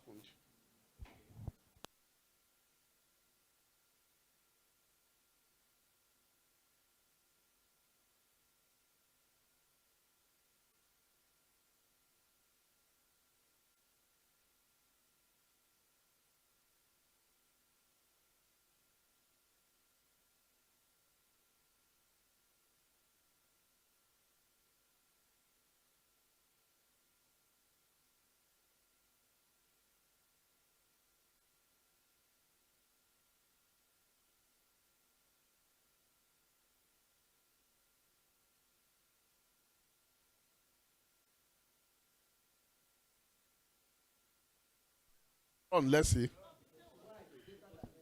No, we said you should change X to 80. Reverse it. Change X to 80 and exactly. And so run it and let's see. So what happens? Okay, because it won't run because there's no exactly, to catch the other one. And that is why you have the if-else statement. So that no, when it change it, it won't run, it won't generate anything. So that's why you have the else. So you have the if test expression, body of if statement, else, then the body of else. Apparently. So, but of course, good programming practices, you must make provision for every condition that will likely happen. Okay? So you are preempting and you are, it's design. Programming is an art and a science. Okay? It's both an art and a science. Okay? So, yes, because it's open-ended. So your program will just hang. It won't generate. It did not even hang anyway. It didn't just generate any output because you didn't make provision for that. Is that okay? So let's so this is just the flow chart. Okay.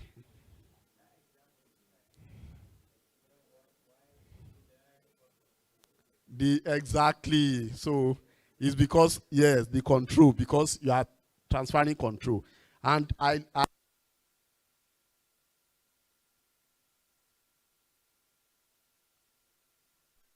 very prudent for you.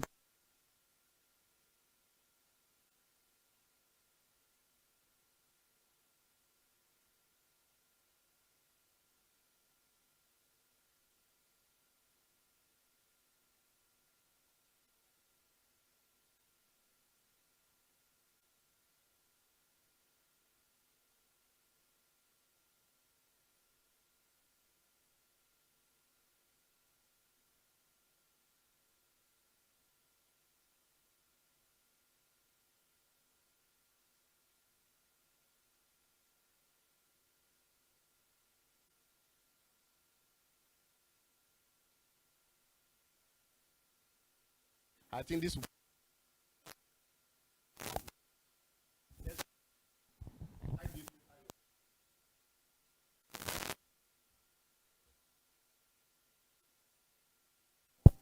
Yes. Okay. Thank you. Okay. So type that. We are the code is getting more as in bigger and bigger and more, but it's not complex anyway. Prof, please, what's the difference between using single and double quotes to denote the string type? Yeah.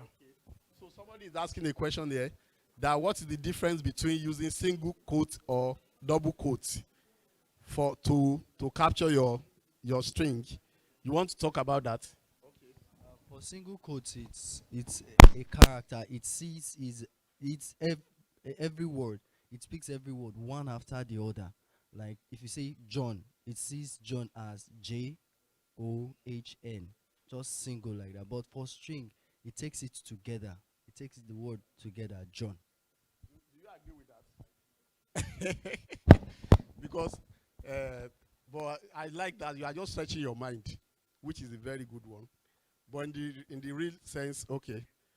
So I also do not agree with what he said. So let's hear him. In Python, you can use either single quote or double quotes, but there's a rule. If you are starting with a single quote, you must always run in the single quote. So if you start with a single quote, you can have a double quote in between. Python will still see it as double quotes. So if you start with a single quote, then you end with a single quote. If you start with a double quote, you end with a double quote. So if you start with a single quote, you cannot have a single quote inside your string. I don't know if you get it. Probably I want to type he is a boy and I want to use apostrophe s. You know that apostrophe is my beginning quote. So it will see that apostrophe that is between e and x as the ending. So that will cause a problem. So for you to override that, you can start with a double quote, then you put your apostrophe wherever you want to have it. In fact,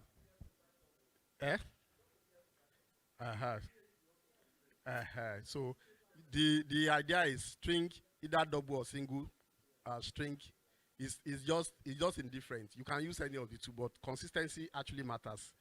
Okay. Then I'm sure you also remember that we said that string is what? A sequence. A sequence of what? Of characters. So whether you use double or you use single, the interpreter sees it as a sequence of characters. Is that okay? I just wanted to correct what Tope was saying. That when you use single, it will see it as character. When you use double, it sees it as a single. You understand?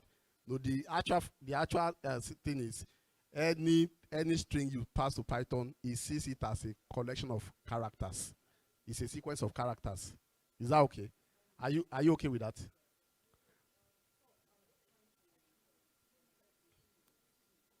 Okay. Yes.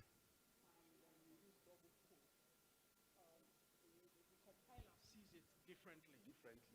You get, so I want to know if the same thing applies to Python. Yeah. Okay, he's making a statement here. Why you guys are writing the examples that we have on the board? Okay, in C programming, the compiler sees a single quote differently from the way it sees, what do you call it, a double quote. And when you're doing string manipulation, you must take cognizance of that. If not, you will run into error. So I just want to know if the same rule applies to Python. Yeah. If Python is more forgiving than C language, and that's why everybody prefers to use Python than C language, except you are in engineering where you'll be forced. You'll be forced to. So you can see that even in C language, if you write a statement and you don't put semicolon at the end, it will scream at you. Exactly, it will scream at you. So, but Python does not require any. So in the case like MATLAB, for instance, when you are writing script in MATLAB, either you put, when you put semicolon, it has a meaning. When you don't put semicolon, it has a meaning. Both of them are useful. But here, if you put semicolon, that statement will generate error. Is that okay? Rather, if you are in C language, you must put the semicolon. Exactly. So those are the differences between across the different languages. And you will agree with me that programming seems to be more about logical thinking. It's actually more about your aptitude. That's your logical aptitude. Then you can go to any of the languages of your choice. You just try to understand the syntax and the semantics of the language, and that would. So if you have done this, I'm sure you know that something is wrong here. Who can tell me what is wrong here? Okay, you can see that my hash is supposed to be here. What does that represent? Comment. Comment. Why do you need comment in codes?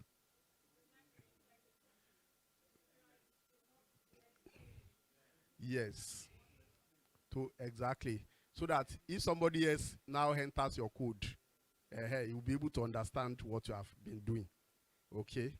And did I say if somebody else?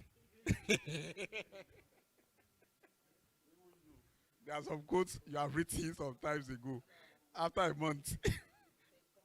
Okay, comment. The readability of the. For readability. Yes. Yes. Of the code. Okay. For readability. For comment. Yeah, comment. You just comment. Yes. Yeah. And it makes your code readable. So that when you are porting your code to users, they are also able to. You know, you have plenty codes on GitHub. And if the codes are not commented, it may not be too useful for you. Okay? So, has anybody been able to get this done? Okay, so is it working? Okay, good, beautiful. So you enter a number, it tells you whether the number is an odd number, and it allows you to, if I were you, I would just get home and write a code for maybe my daughter using Python.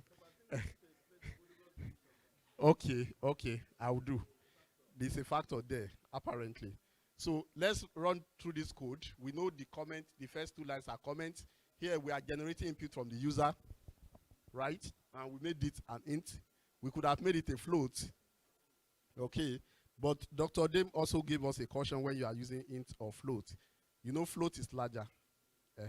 So if you are on an embedded environment, you may just, when you need to use int, it's better you use int. Okay, but we are doing HPC, meaning that you have luxury of computational resources. Okay, so precision should not suffer. Okay, does that make sense? Okay, So now obtain the remainder if x is divided by 2. We know what, in fact, before you can write this, you must know how to determine whether a number is odd number or even number. That is where it all starts, when you are writing code. If you don't know that, you cannot write a code to do it. Okay? So now, how do you know a number is an even or a odd number, or an odd number rather? How do you know if a number is an odd or an even number? If you divide the number by 2 and it gives remainder, that means it's what? An odd number. If it doesn't give a remainder, that means it is what?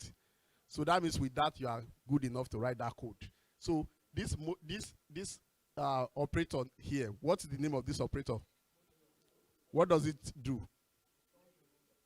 It just gets the remainder. It gives you the remainder. So that means that is good enough for you to write this code.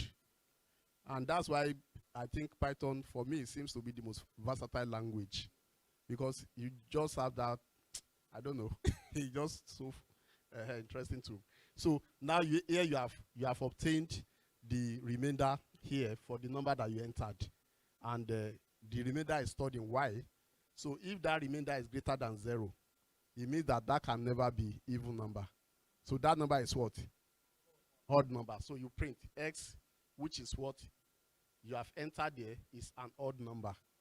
Else, if this condition is not satisfied, that means the number is, because any number you have must either be an odd or even number. And you can see that it's actually the logic of the problem that you already know that actually help you to be able to write that code. Is that okay? Maybe our take home will be, you write a similar code to determine if a number is a prime number or not. Maybe let's make that our take home assignment. You write a similar code to determine if a number is a prime number or not. When you enter a number, it should tell you whether that number is a prime number or this just even or odd. So a prime number, yeah. If the number is a prime number or not. So that's taking you to that's taking you further in coding. Okay. So let's that for this I think we are good to go. So the third type of decision construct or statement you have is if, else. Okay. Now, it means that you have opportunity to test conditions on different expression or different, you want to test whether if test expression, because sometimes just testing once and expression once and putting else may not be sufficient to cater for the logic of the problem you are trying to solve, okay? So, and that's why this is available. Who can tell me the difference between this statement and other languages, other programming languages that make use of this else if, okay, so instead of, it uses elif rather than else if, okay? So that's another peculiarity with Python, okay? So it uses elif rather than using else if, okay, that you'd have gotten in other languages. So you test the expression, elif test expression 2. If this condition is not met, you can test another expression, okay? If that is true, it will run this, and that is, it will jump to the end, okay? So if the two are not satisfied, then it comes here, the body of the else. So that's the third type. So the two are not yes. Only once this code runs, no other ones can run. Exactly, it jumps to the end of that block. Yes. So if this one does not run, it will check this. Second one, if it runs, it's done. It will jump to the next. And that's why it's a control structure. Is that okay? So if none of them actually ran, then it comes to the else. So that else is like an escape for you. It's an escape for you at every point in time. Is that okay? Okay, so let's go to, and like I said, that's the flow chart. Exactly, yeah. And it's straightforward. You have your expression that you have created, that you have generated. Test expression of if. If it is true, it comes to body of if. If it is false, it tests the second expression. So if that is true, it comes to body of elif. If it is false, it goes to body of else. And if, and it comes out. Okay. just very simple also. It may look complex when you see it, but it's actually very simple. The flowchart makes it simple, kind of. So if you are able to draw your flowchart, then writing the code becomes very easy for you. Okay. So let's go to, this is a code that determines. Okay, we have our grading system in Covenant University. So, and you will notice that most of the examples they are things that are kind of like real-time things that you can relate with, so that you know that programming is not abstract.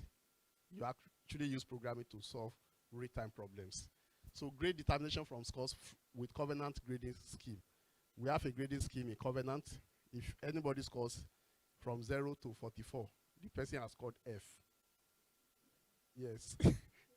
To 44. That's what we have in Covenant, not to 39. We don't have E. 44.9, okay. Our head of, she's the head of software unit, so she's correcting me on that. So there's no, we don't have E. We don't have E in Covenant. The E is F.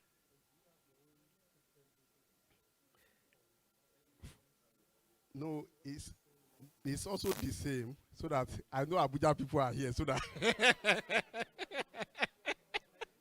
well, you know, they've been accrediting us, so they know that this is what we do. They've been coming for accreditation, so they know that this is what we do. It's from 70 anyway. Okay, so that is a code, and you can see that here we need elif, just because of the range. Exactly. So if you have entered the score for that student, so you want to know the grade of that student. So if it is, and you can see where we have the relational operators and comparison operators. If it is greater than, if the score that you entered is greater than or equal to 0, and it is, the score is less than 45, okay, both are satisfied.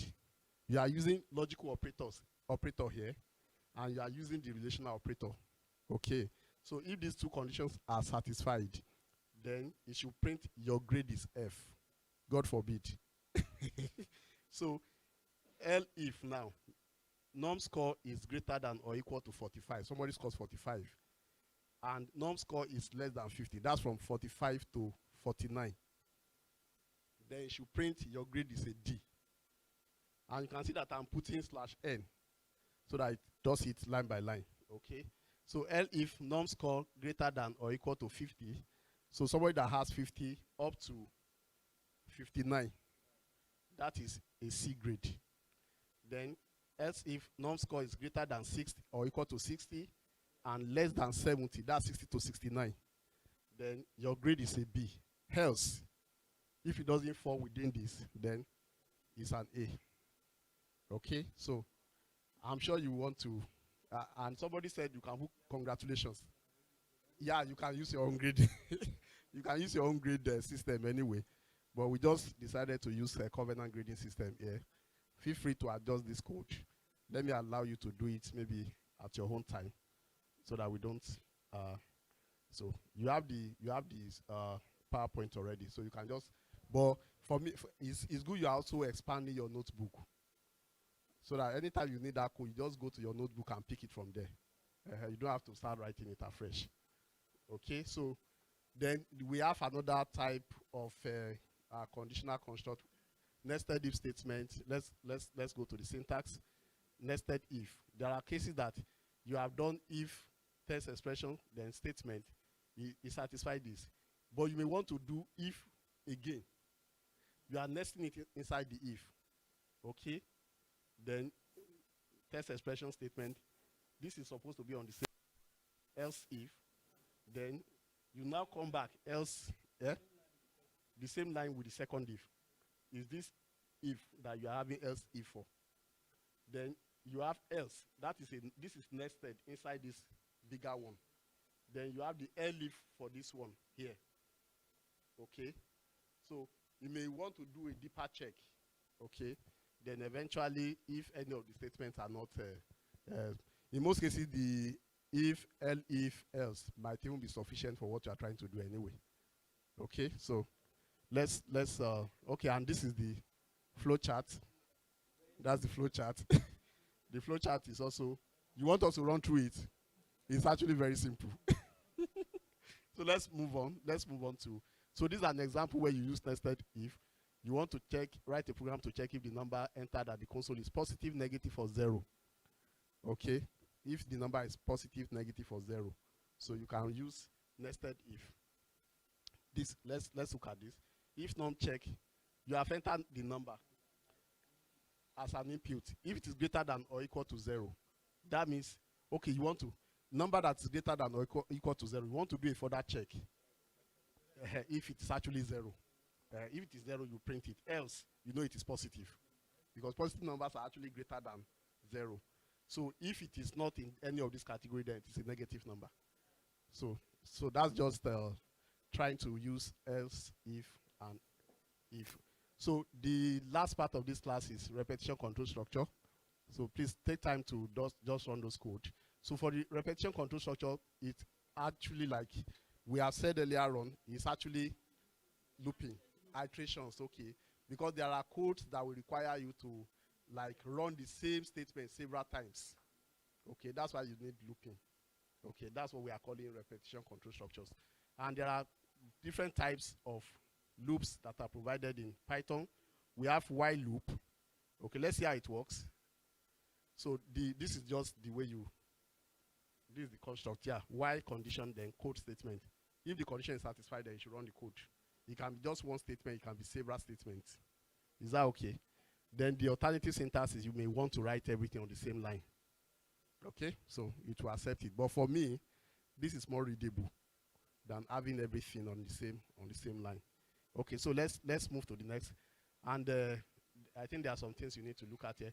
Note that the while loop iterate as long as the condition is true, and the program control jumps to the line immediately after the loop when the condition becomes false.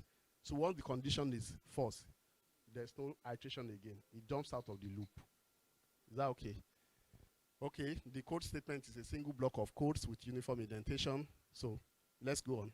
This is just the flow chart. You have the condition tested. If the condition is true, code statement is executed, and it comes back. Test the condition again. If it is true, it runs, and it continues. So when it is false, it comes here, and it jumps out. Okay, so it comes out, and it just, okay. So this is an example. We are using while loop to generate numbers from 0 to 10. Quickly type this. This is not difficult. Let's quickly type it, and let's see how we use while loop to.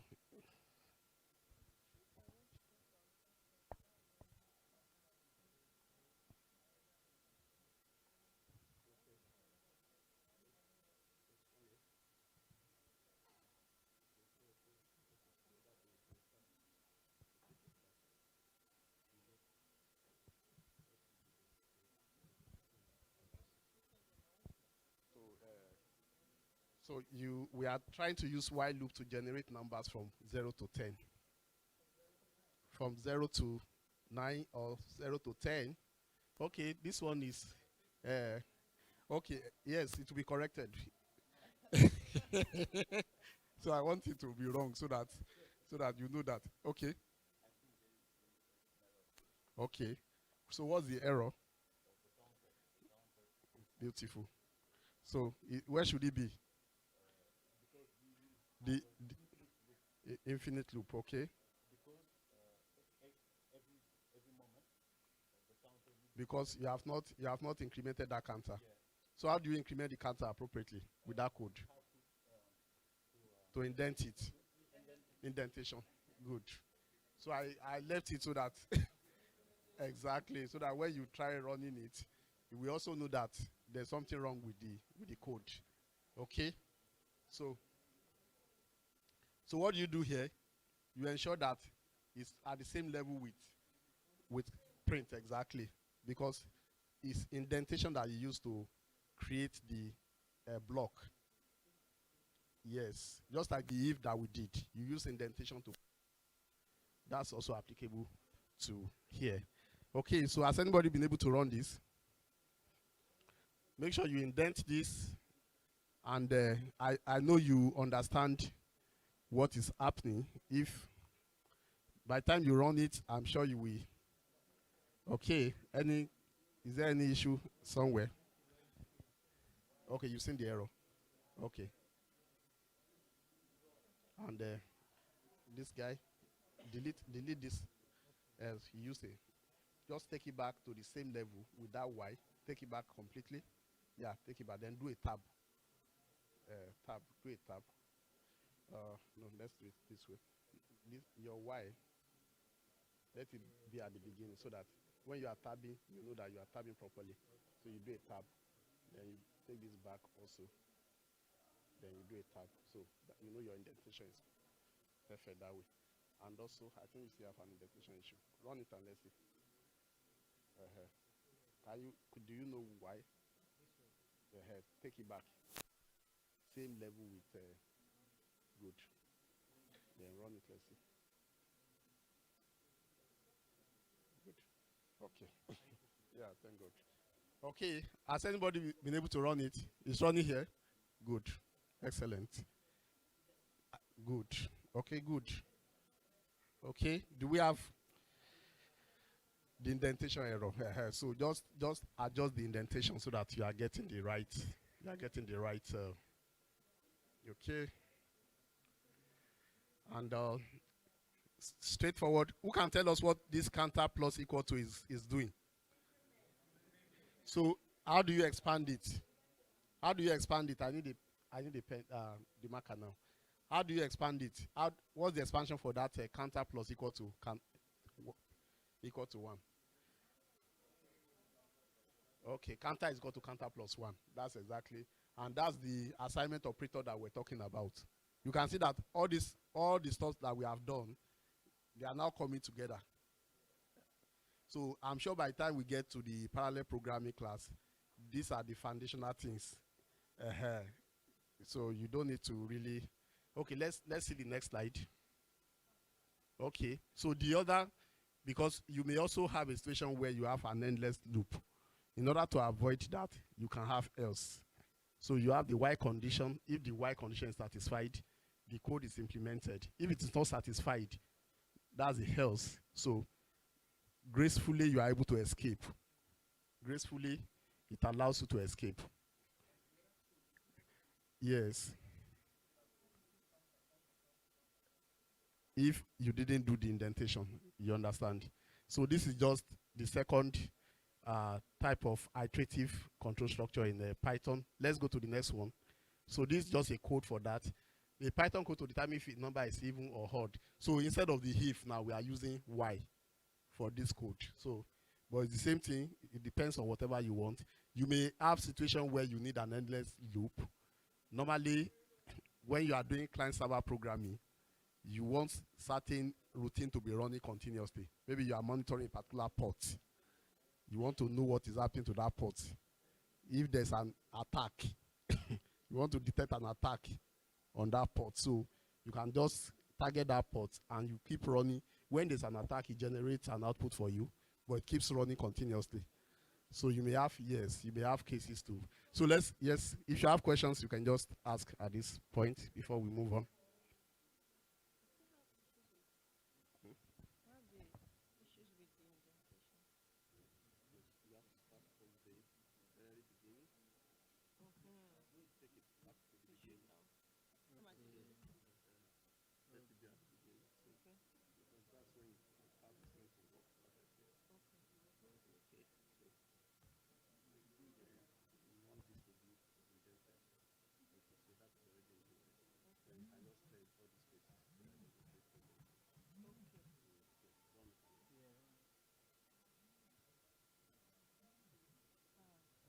So you have to. Okay. So the third one we are looking at, we have looked at what are the repetition construct that we have considered now. The first one is the repetition construct. The first one we consider is Y. The second one is Y else. The third one is no, counter is just a counter. Else, okay. Then the Y else. Okay, the infinite loop. And now we are here. We have the Y else. we have the y, we have the y else, then we have the infinite, okay? And now we are coming to for loop, okay? So for loop is actually very handy, and most of the things you have learned before now, they are going to also come together when you are using the for loop.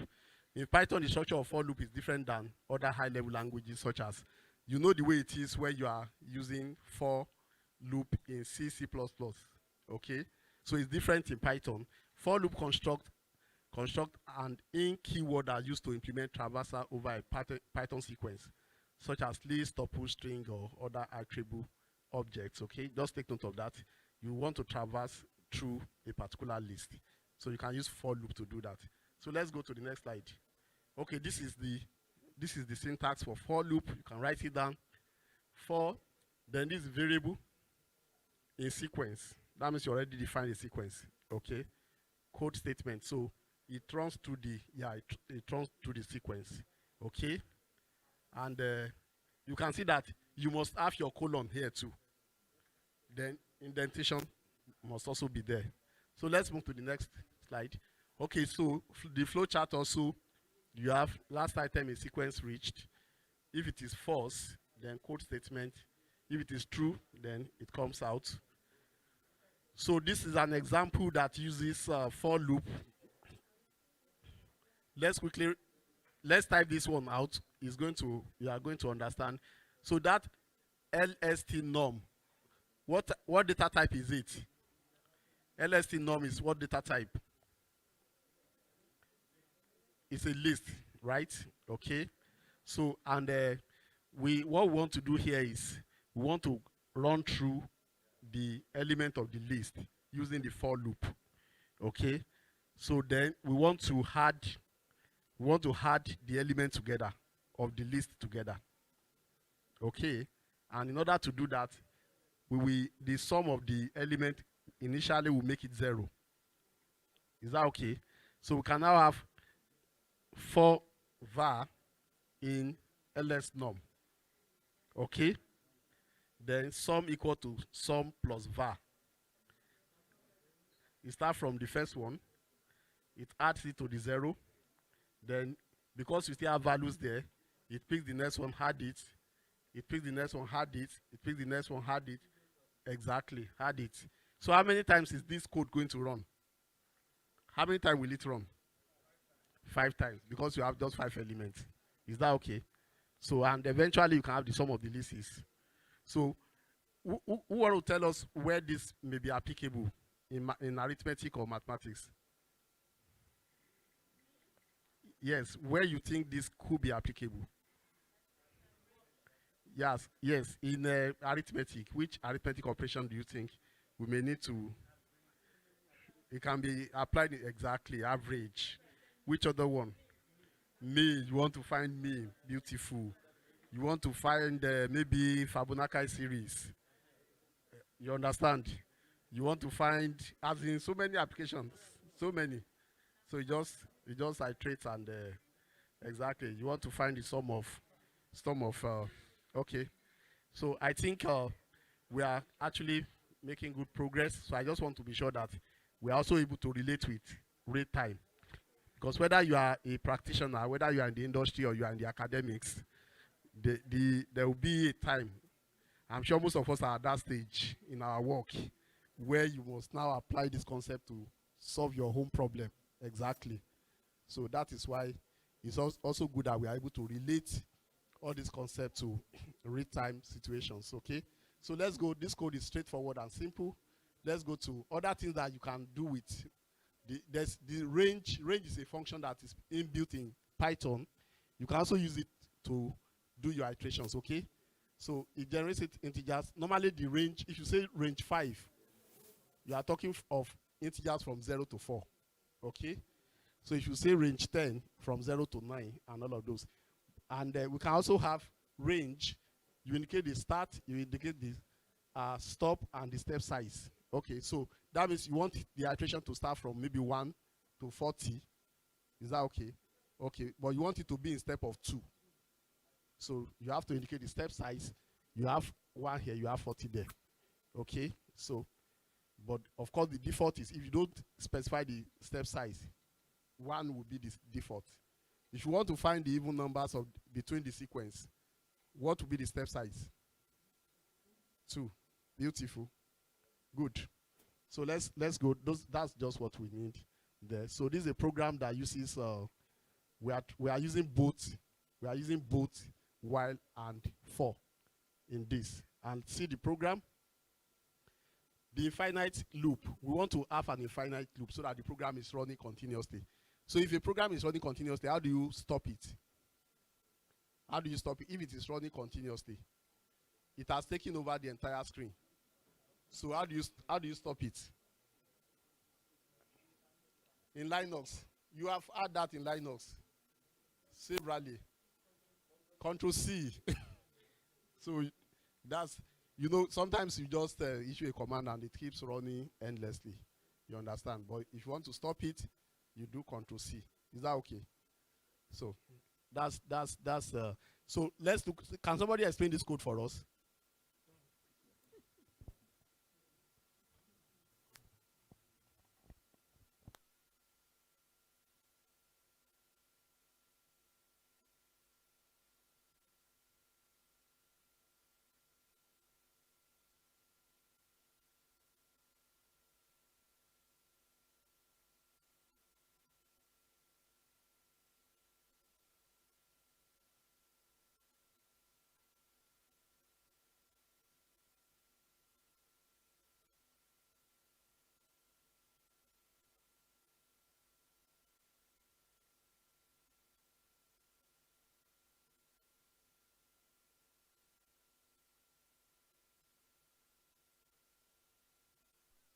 Let's hear the explanation. It's straightforward also.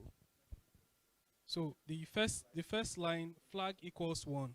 It's like a variable. So while flag is true, so you say sum equals 0. So initializing sum variable as 0. So the next thing is take input from the user from using the variable int num. So once he enters an input, so for the variable in list, where is the list? The list now will be a range of from 1 to the number put by the user plus 1. So that will form the range. So a range from 1 to 9 is a range from 1 to 9. So the next part is it will now add sum which is 0 plus the variable. So then it will now output the screen. With that, the last command. Int num, let's say 10. So 10 plus 1. So the range will be from 1 to 11, which is actually 1 to 10. Yes. Yes. Okay. Do we agree with him? Yes. You know, the index actually starts from 0. So that's why you are adding to the number so that it covers the entire. Because if you want 10 numbers and you put 10 there, it will just do from 0 to 9. And you may be interested in it getting to that 10.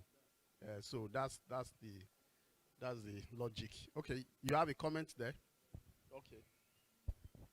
For me, I think the program will not terminate because of the while loop. While flag is equal to 1, so it will keep asking you for a number. You give the result. It's print out the. If this print is inside the while loop, then it will print out the result for you. It asks for another number again. It will print out the result, and it continues like that. Are we okay? Do we agree with that? But do you see the comment? It's also meant to be an infinite loop. That was our target. That was our target. We just want to illustrate how you can have an infinite loop. So we actually wanted it to be an infinite loop. That was why we set that flag to 0. So if you want to make that loop an infinite loop, what can we do? If you want to make it a finite loop, what do we do? What can we do? Okay, the flag equal to 0. Okay, so who can tell us what to do if we want to be able to terminate that? Because, okay, you want to speak to the mic? I will put the value of the flag to 0 after inside the while flag, inside the while. Okay. At the end, at the bottom, I will put the flag. I will write flag equal 0.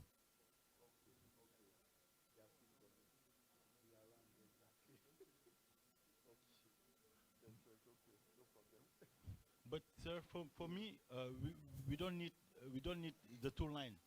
Okay. We don't need the two line to do, because in the beginning, when we sum equal 0, we will have in the 4. Yeah. We don't need the two first line. The two first line. We don't need them. Okay. You mean we don't need which one? Flag is equal to 1. Okay, so no, it's okay. His own is just remove. If you don't want it to be an endless loop, just remove the flag equal to 1 and Y flag. As in, don't have a nested loop. That's an option. But what other option do we have? Okay. So I'm thinking if flag is maybe 10, for example, then inside the while loop, you say increments. It keeps incrementing the flag. No, it keeps incrementing. Okay, go on. So if it increments to a particular point, then it will stop. Okay. Do we agree with that? Do we agree with that? That to make this an infinite loop, in fact, what he said is correct. What he also said is correct. Because why do you need a loop that you don't put a loop that you don't need? You are just adding to your memory a workload. You understand? But there are contexts, like I mentioned an example. If you want to monitor maybe the port in a particular host, you may want it to be an infinite loop. And you want to be capturing the whatever is coming inside that port. Is that okay? But if you don't need it, then you don't need this flag equal to 1. Y flag. That means you won't need these two. So you are just okay here. You are just okay with that. Do we agree with that?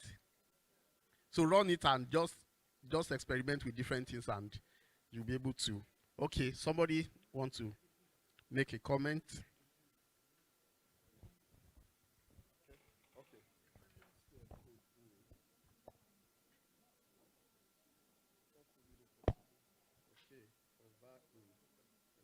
It's not running.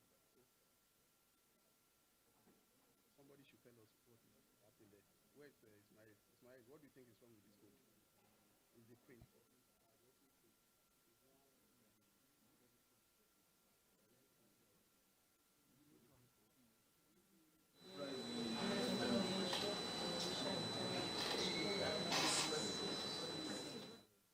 I think so. So you can see that it didn't change it to, but it's still not going to run because anytime you are having this bracket red, it will run. So that's okay. So I think if you can just also try to type the code and run it and tweak it and get whatever it is. And if you have any challenge, feel free to post your challenge to the platform, and I'm sure we'll be able to respond to you. Okay, so let's go to the next slide. Okay. Enjoy more self-paced hands-on using Jupyter Hub and Jupyter Notebook. Thank you, and thank you, and thank you. So.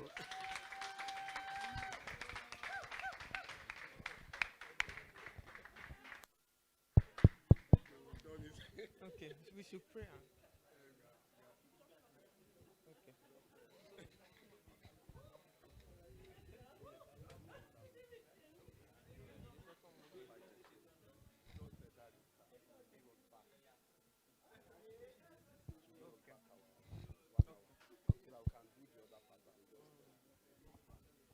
Okay. So I think we can put our hands together for ourselves, at least, for keeping pace with everything we've done today. I want to believe we agree that it's been an impactful session. Yes. So for tomorrow we would have the second part of the Python programming. which serves as the introduction to the parallel programming we'll have later in the day. The Docker, we'll take that later. We're supposed to take that tomorrow with some other parts, but we'll take that later. So tomorrow we'll take the second part of the Python programming, and then it leads to the parallel programming we'll do later in the day. So let's be expectant, let's prepare, let's practice more, and I'm sure we'll get better. So to close us today, Madam, please give us the closing prayer. Okay, let's pray. In Jesus' name, thank you, Father, for another wonderful time of learning. Thank you, Lord, for the grace to go through the modules. And thank you, Lord, for the grace you granted the facilitators. Help us to apply it and bring us back tomorrow for another wonderful time. In Jesus' mighty name we have prayed. All right, so good night, see you tomorrow. External participants, please wait behind. Don't go yet.